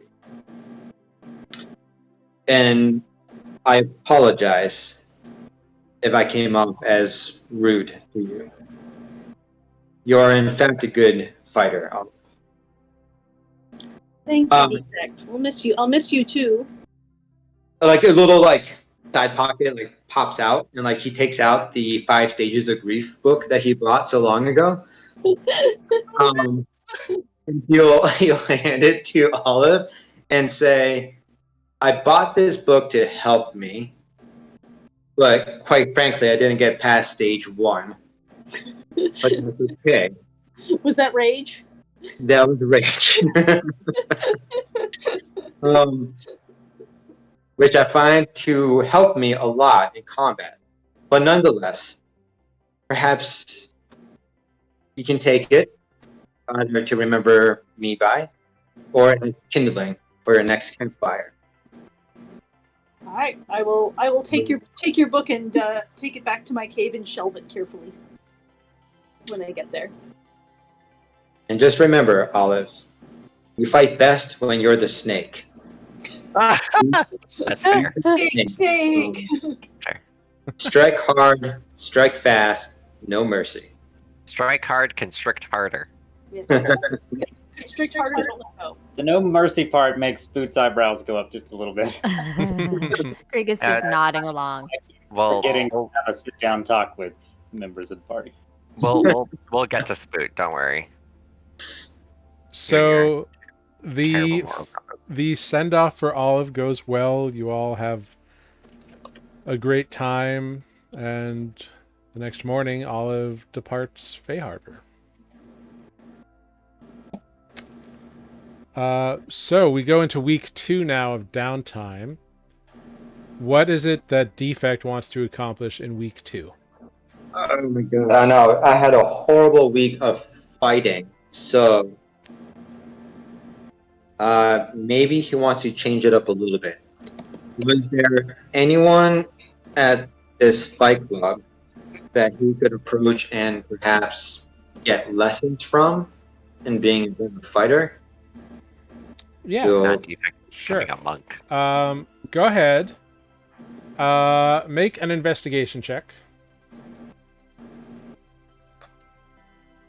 yeah, 20. When Yeah. I'm fighting, shit, but Yeah, with a 20 on an investigation check, you definitely know who to approach, and Vidar can tell you where to find him. It's that big sailor dude who just like pummels you. risk it. Right. Turns out he was a sailor for a very long time, and so moved inland, and then did work on the boats here in Fay Harbor, and has kind of retired at this point. He's a little bit older, but he's still a brawler. But yeah, he is willing to take you on. It's going to cost you 25 gold per week to learn from him. Okay. I'll pay that first. Cool. Great. Great. And what's your intelligence modifier? It is -1. Okay. Cool. Adis, can you just mark that you have successfully completed 1 week of training for me with that arrow trick? Great. So, Defect, I would like you to roll a D10 for me. 10. 5. Okay, cool. So this first week is very kind of basic stuff. It's all about learning how to punch right, learning how to like use your shoulder and not just your fist or your arm, which you kind of know the basics of, but this is a much more thoughtful process. It's not just pure instinct and rage like you're used to.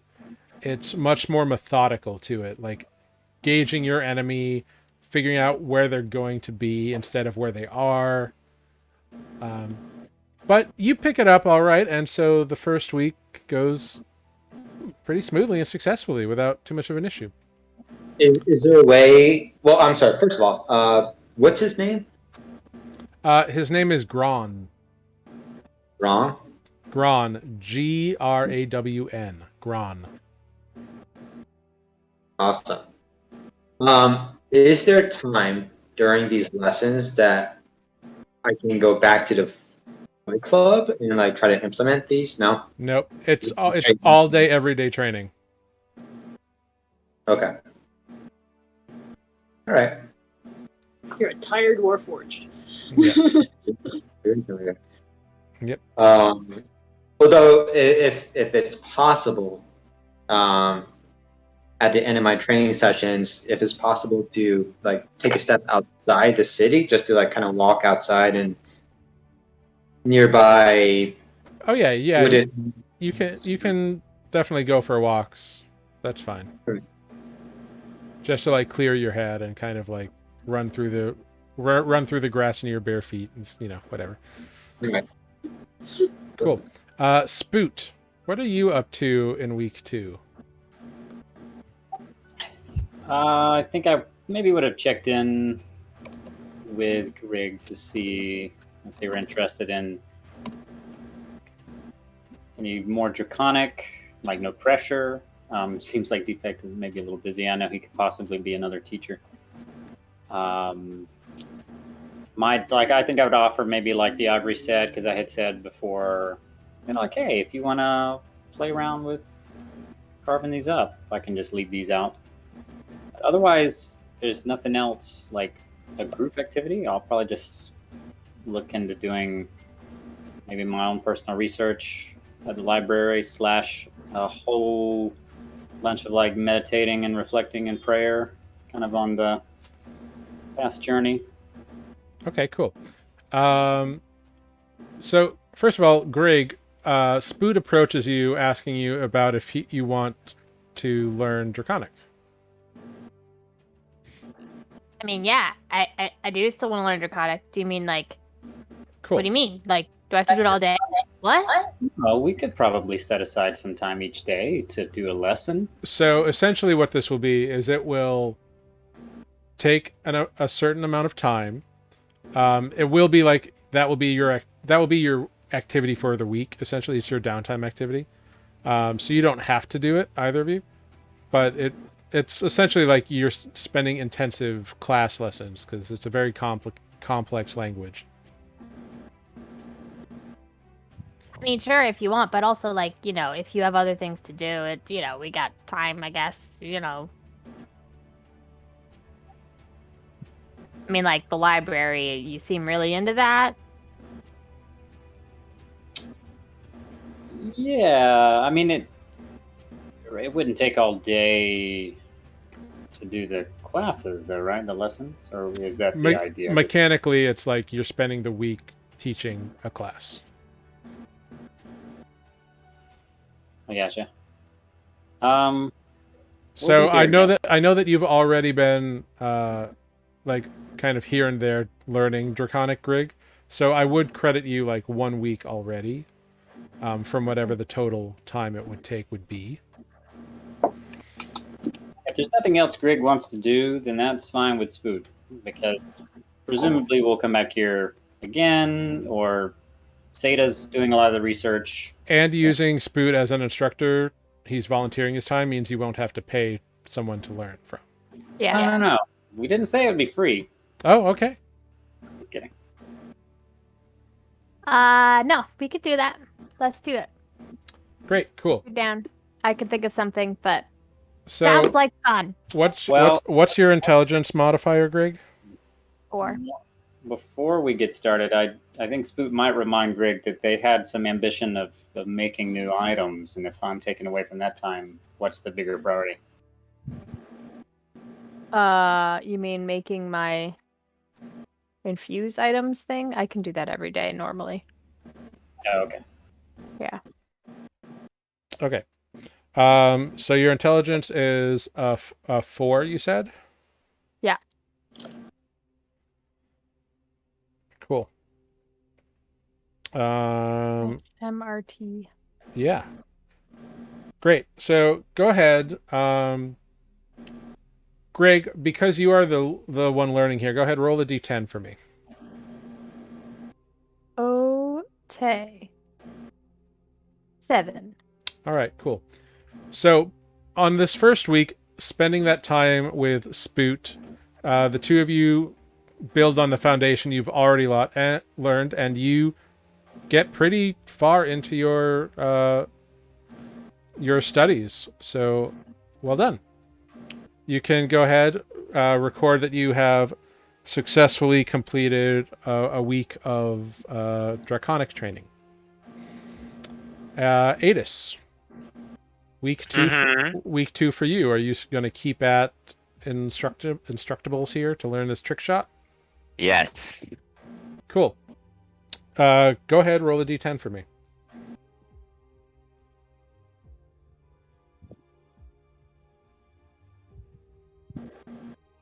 No. Okay, with a 3. Good enough. So yeah, you learned long ago that like you can't do this shot with your without using real arrows because you need to have 3 physical arrows to learn it. Oh, this bow doesn't work like that. No, it only works Damn. like with single shots. But you can still use the bow itself for for training. It's fine. So in the first week, you were kind of learning like the positions, like where you need to hold each one, and now you're kind of getting into where you need to hold, or the proper techniques to holding each one, because it is very different. Instead of holding it with just 2 fingers, you're now focusing on like grip strength and a variety of other things. Kaylin gives you some exercises and some tips on it, but it goes pretty well. Like you pick it up. So you can mark a second week of success on that. Good job. And I believe that is everybody's second week of downtime. So after all this time, you've all spent your time apart doing these things, learning new tricks and whatnot. Kaylin has been instructing Adis, and Adis, if you've been receptive, Kaylin has been more romantic and more husbandy. I mean, I'll what's the word I'm looking for? Reciprocate? Okay. Yeah, you definitely notice that he has, like, since you've sort of resumed your relationship more, in that idea of like partners and husbands and whatnot, he has his mood, which wasn't bad before, it was reserved, has lightened up a lot, and he feels much more comfortable expressing himself like he used to. So it's a lot more like hands on, like like casual caresses and hugs and that kind of thing. But he knows enough about you to like keep it away from your friends. You're muted there. You mean he knows enough about There's a fire truck coming by. This is really loud. Yeah. But yeah, it's things are going well between you two. Yeah, so good job. Very nice. I would like Defect to make 3 perception checks for me, Defect. Yep. Oh my god. Oh. That's on brand. Okay, 5, 7, natural 1. Great. Oh, great. I learned nothing. No, you were very tired from your exertions and training this week, so it's totally understandable that you're not fully aware of what's going on. This is why we keep Adis around. It's one skill. So this week goes by, and as you are all kind of like grouped together in the above decks, a interesting individual enters, very well dressed. Insight check. Okay, make an insight check.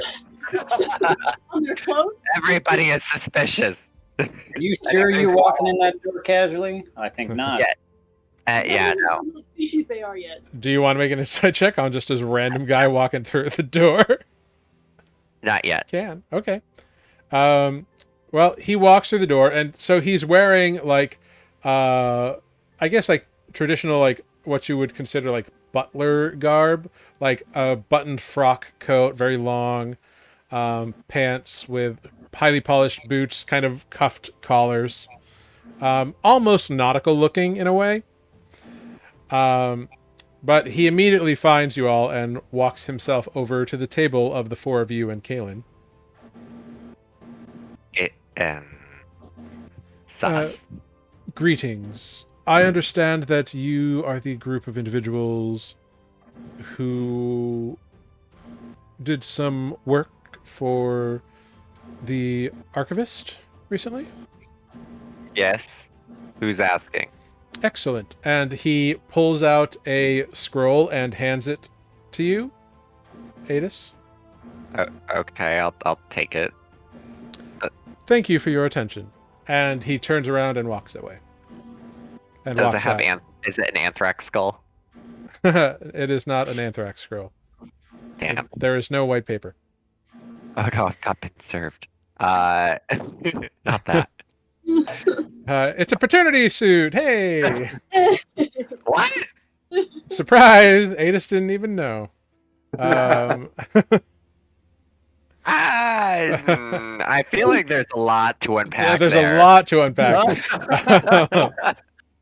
I No, will, you open it up, and on it is, in very fine penmanship, is written, "You have impressed me. Please meet me at my residence tomorrow morning. Signed, Commodore Polyvon Deepcatch." Deep what? Deepcatch. Are we going on a boat? You know that this guy is one of the council. He's one of the chairs of the city. Like he was one of the ones who presided over your trial. Okay. Yeah. Polivar something. I wrote that down. All of our deep catch. Yep.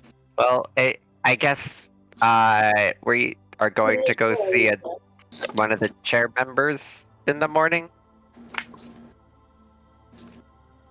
I'll just like hand the scroll to whoever takes it, and if they want to read it, just like kind of hold it out. I mean, okay, I guess. He Looks says like that he's we got money. impressed him. I mean, he had a butler. Yeah, that fancy guy. I just feel like this is gonna not be a very fun request. All right. So the next day comes, and you all show up at Polyvon Deepcatch's place. It is a very large, comparatively constructed townhouse, very close to the water, almost in the docks district, but definitely overlooking it. Or maybe on the edge of it, I suppose. But it's like raised up on stilts so he can like see out. It's kind of a weird construction, but whatever. He's wealthy. You are shown in, and as soon as you see the man, you recognize him. He's got that big like hat and like the long coat with all the buttons and the frilled cuffs, and he's like, "Ah, excellent, very good, very good." Greg, we should get you an outfit like that. I think the cuffs would get in the way of like doing stuff. But maybe Like, the yeah. neckerchief. Yeah, we can get away with the cuffs and just you can have your cape and then the rest of that fancy outfit. And a big Yeah. hat. You think I could pull off the With the hat? big hat. Who's big hat? Are we saying this right in front of the man? Well, No, I'm saying we can get an outfit like it. Not saying we're gonna steal his outfit. well, if you have the monies, you can certainly buy one. That's perfectly fine. Now, Pip, Pip, come on, let's go. Hip hip. Hip what? Now, come on. By all means, please have seats. There you go. Sit down. Wonderful. Yes, that's right. Wonderful indeed. Now, to business. And he's kind of like sits you down in like kind of a quintessential like stereotypical like British study kind of deal. Like there's a big like round ball that has what looks to be a drawing of the continent, but not much else on it, in different colored inks. There's like maps on the wall of what you think Broke Lake is or you think it's Broke Lake, and there's all kinds of like nautical themed crap all over the place. And he's got this big desk and a big old armchair. Now, to business, shall we? Quite frankly, I have some dealings with the library of 3, and the archivist has said that after he met you at your trial, you performed a small service for him, which apparently you did quite well, and he spoke quite highly of your abilities. Is that true? I appreciate that. Group. Is what Good, all good, of it's true. I mean, everybody ended up being dead. What? But we Wonderful. found What? out a lot. That's Well, circumstances. all right, here's my question. We were a few weeks too late. But Understood. But you are strong, capable warriors, although there's only 4 of you. I thought there were 5. No? she had to run home, Ah, pick up a few things. Unfortunate. Well, 4 or 5, I think 4 of you all seem quite capable, yes? But what? We killed Yeah, a dragon. killed a dragon. So, A dragon? Vampire. Well, And a vampire. and Oh. a vampire, yeah, that's true. well, then I think you are the people for this job. Yes, quite. Anyway, let's get down to it. As I'm sure you know, I am quite the commodore in town. I have 7 fishing vessels, plus a sailing ship. I am quite wealthy. Anyway, recently, 2 trawlers of mine have returned to port badly damaged from a very lucrative fishing locale. My officers and captains have given me various reports of giant octopuses attacking the ships for some reason and whatnot. So, quite simply, I want you to take care of these creatures that are threatening my economic well-being and that of all those who work for me. Because if I lose these ships, I can't employ them. So, I would really like to get this taken care of. Not only endangering my economic supply, but my crew, their livelihoods, not to mention the food supply of the city itself, which is really the most important thing. Oh yes, of course. Now, for this little small service of taking care of a few octopuses that apparently my well-trained fishermen, while able in their work, are not trained fighters, I will pay you 500 gold and a special object that has come into my possession. I am sure you would like such a thing. Yes? Is it shiny? Oh, indeed it is. Can we look at it? Of course. But a moment, and he opens up a drawer in his desk and pulls out a bag and kind of pulls the bag out, and whatever he pulls out, it's got a cloth over it.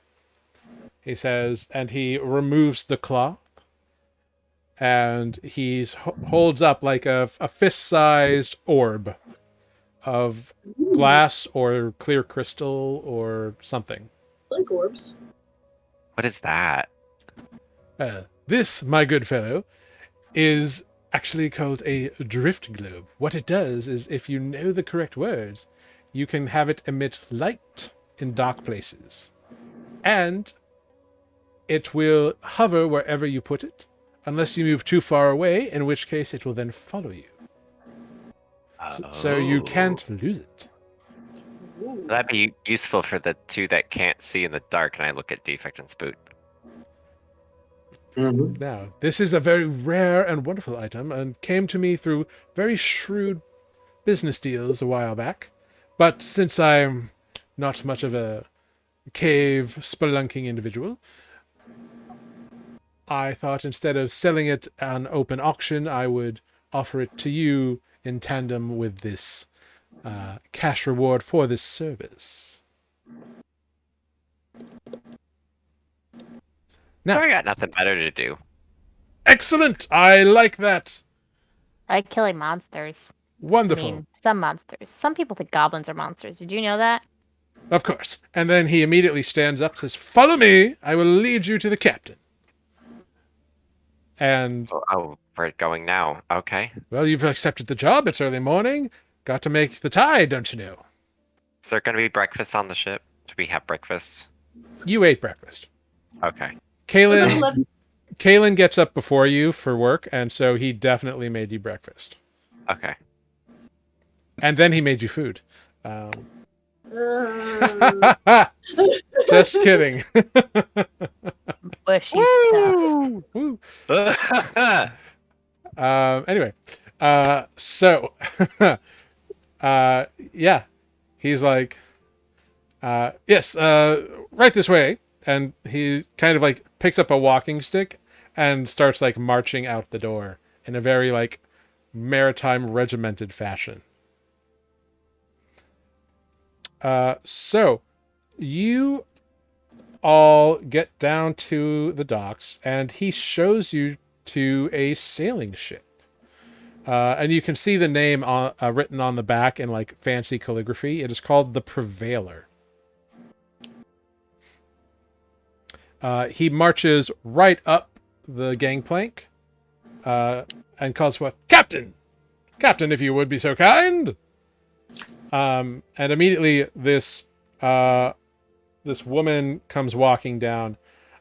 She's got long dark hair. She's got tan, weathered skin, piercing blue eyes, and a small thin scar and a series of small thin scars along her chin.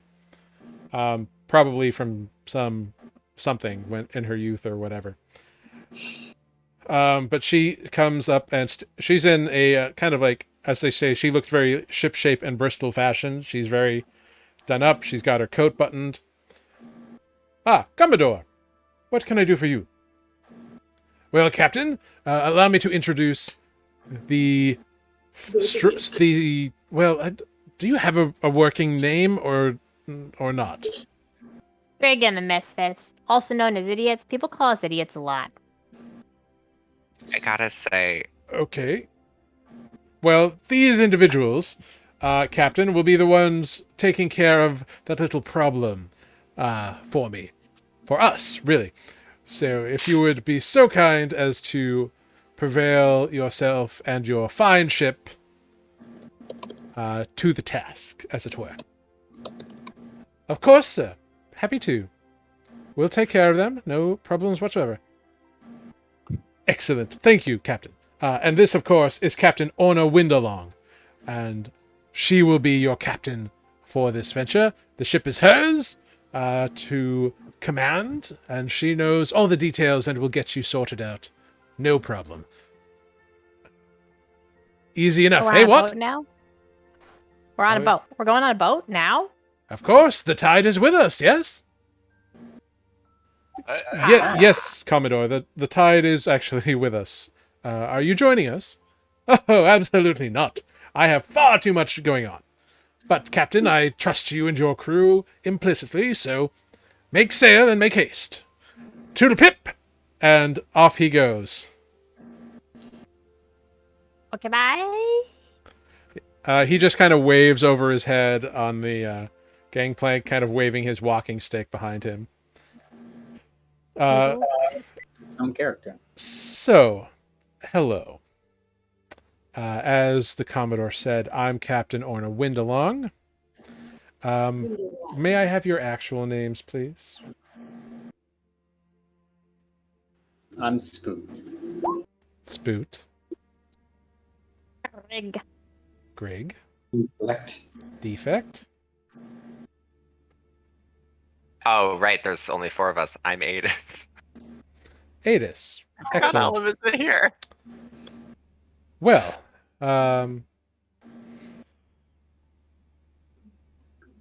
let's retire to my cabin, shall we? And we'll talk about the details. And she motions for you to follow, and then she calls out, "Kumquat! Get the ship ready for departure, and make haste out to sea, or out to lake." And you hear a bunch of, "Aye, Captain!" And you follow her into her cabin. Inside, it's well appointed but sparse. She doesn't have a lot of knickknacks or anything, but it's comfy and cozy as such it is. She indicates for some chairs for you to sit all in, and she sits down at the other side of her desk. I don't know what the Commodore told you, but what we're going to is sort of a hidden dell in one of the broken mountaintops in Broke Lake. Travel should take about 2 days. We're going to Deep Ruin Run. It's a deep cove that kind of dives straight down and is surrounded by ruins from a fallen city. They're all sort of sideways with the top of the mountain. Anyway, the entrance is hard to navigate, but we know where we're going. I do not anticipate any problems. Now, when we arrive, it is very possible that these giant octopi, octopuses, whatever, will come at us. I have spoken to my fellow captains about the matter, and apparently they pummel the ship something fierce. Now, our sailing ship here, the Prevailer, is much sturdier than those fishing vessels, but nevertheless you've been hired to do a job, and we are here to help facilitate that. That being said, this is my ship, and you are guests aboard, and I expect you to act accordingly. Do we understand one another? Of course. I mean, Excellent. sure. Excellent. Now, there's nothing I like more than being out on the lake, but business has to be done first and properly. Now, my first mate is Kumquat Shore Watcher. He's currently getting us set to make way. Is there a problem? Tanner's laughing, not Ada. Okay. He's easy to notice. He's the only halfling aboard. He's very skilled at his job, and if I am unavailable, you may ask questions of him.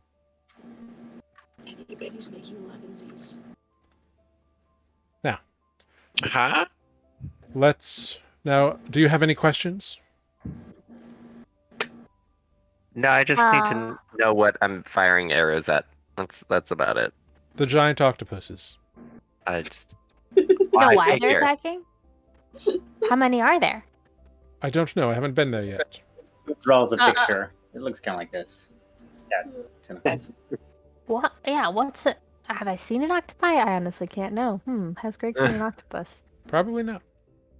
I don't know if I have, but I've read it in a book. Just Fair enough. don't go try to touch it, Greg. Well, I mean, okay. Winded is technically closer to water.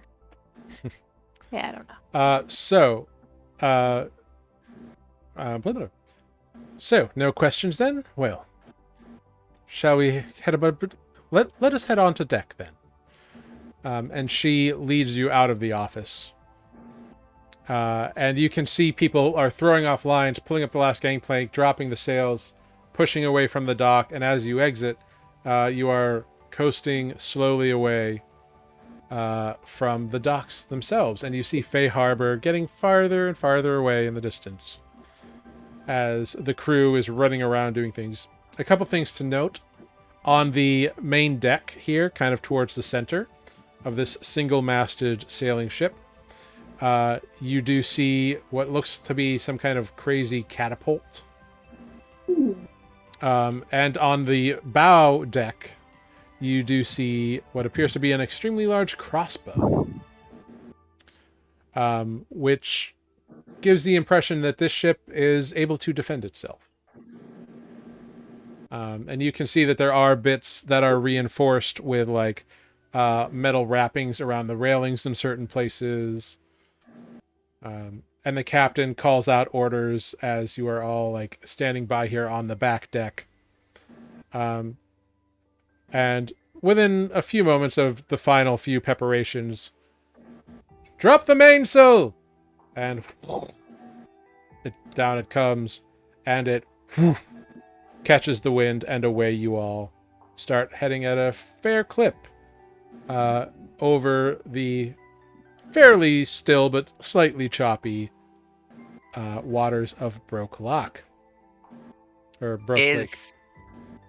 Lockvitz, is there lake sickness? Make a Constitution saving throw. Oh no, I just had to ask. Whereas Adis would get it. Yeah. I mean, this is Yeah, my anyone? third time on a boat. I think it's called motion sickness, and it probably is. There's seasickness, but we're not on the sea, so it's like lake. Yeah, go ahead. Make a con save. Oh, Oh, good. I was Not for thinking you, I you might feel need to do one, fine. too. Yeah, go for it. Can I climb onto the crow's nest Uh, or up high? you can try. I do Yeah, right now nobody's got any problems. It's all hunky dory. Between the 19 and 20 con saves, you're fine. But as the harbor begins to fade away, she calls out, "Kumquat!"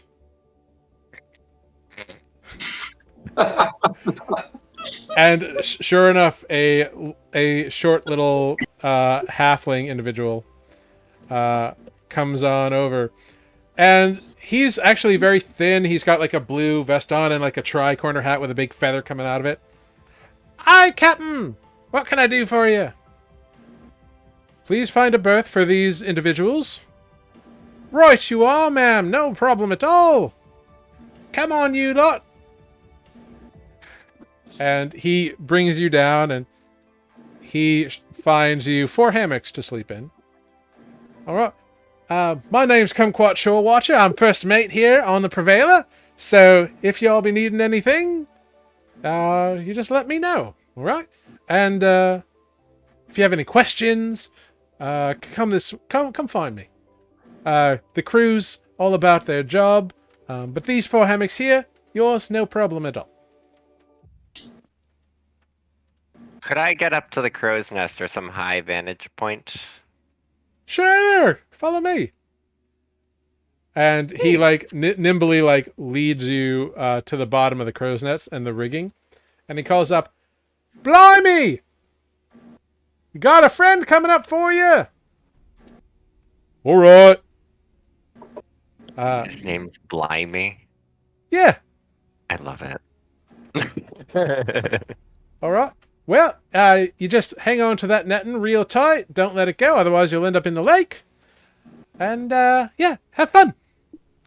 Just Blimey's up there, so no problem. Okay. Thank Cool. you. Yeah, no problem. And he skitters off to do first mate stuff. Go ahead, Adis, as you climb. Make an acrobatics check. Okay, awesome. I can do that. 24. No problem whatsoever. Up you go. You get up there, and you meet Blimey up in the top of the crow's nest. He's kind of like a average height, kind of stocky human man. Says, "Hi, you're one of the professionals then, eh?" Yeah, I just can spot things fairly easily and prefer to stay at range. All right. Well then, I dig it. You are welcome to keep an eye out up here. And he slaps you hard on the back. Jesus. Ha ha! No problem. Make an acrobatics. And like as you're up there, he starts pointing out like landmarks on various like broken mountains or little lakes or little island type of protrusions that occur. Just pointing stuff out. When he names stuff, can I pull out my map and start marking them? You don't actually have a like zoomed in map of the lake, so I'll just write down the names of them and just like kind of brief description in a little notebook then. Yeah. So away you all sail into the wild unknown, I suppose. And that's where we will end tonight's session of Nuuli Forged. With Adis on top of a sailing ship mast in a crow's nest with a man named Blimey. And the rest of you getting used to... Once again, disappearing without talking to Kaylin. Yep. Kaylin knew that you were going to thing, and I'm sure that he would have let him know. Spood sent him a message. Thank you, Spook. There you go. Again. I didn't think that we would be like getting abducted that immediately. Because that was like, What, you thought a blustery, important person would give you a chance to breathe? No. I thought we had like 5 minutes to go collect our shit before. Okay. Did you see the size of his hat? Remember with you today. His hat is huge, man. He's important. Can't stand around with that hat. Clearly. That's true. Cool. So the reply you get back is Spoot is just, I shouldn't be surprised. Well, It wasn't my choice. well, you all be careful and tell Adis I love him, and I'll see you when you get back. And keep me updated. Spoot will not respond to that message. That's good, because that was his response to your message. Yep.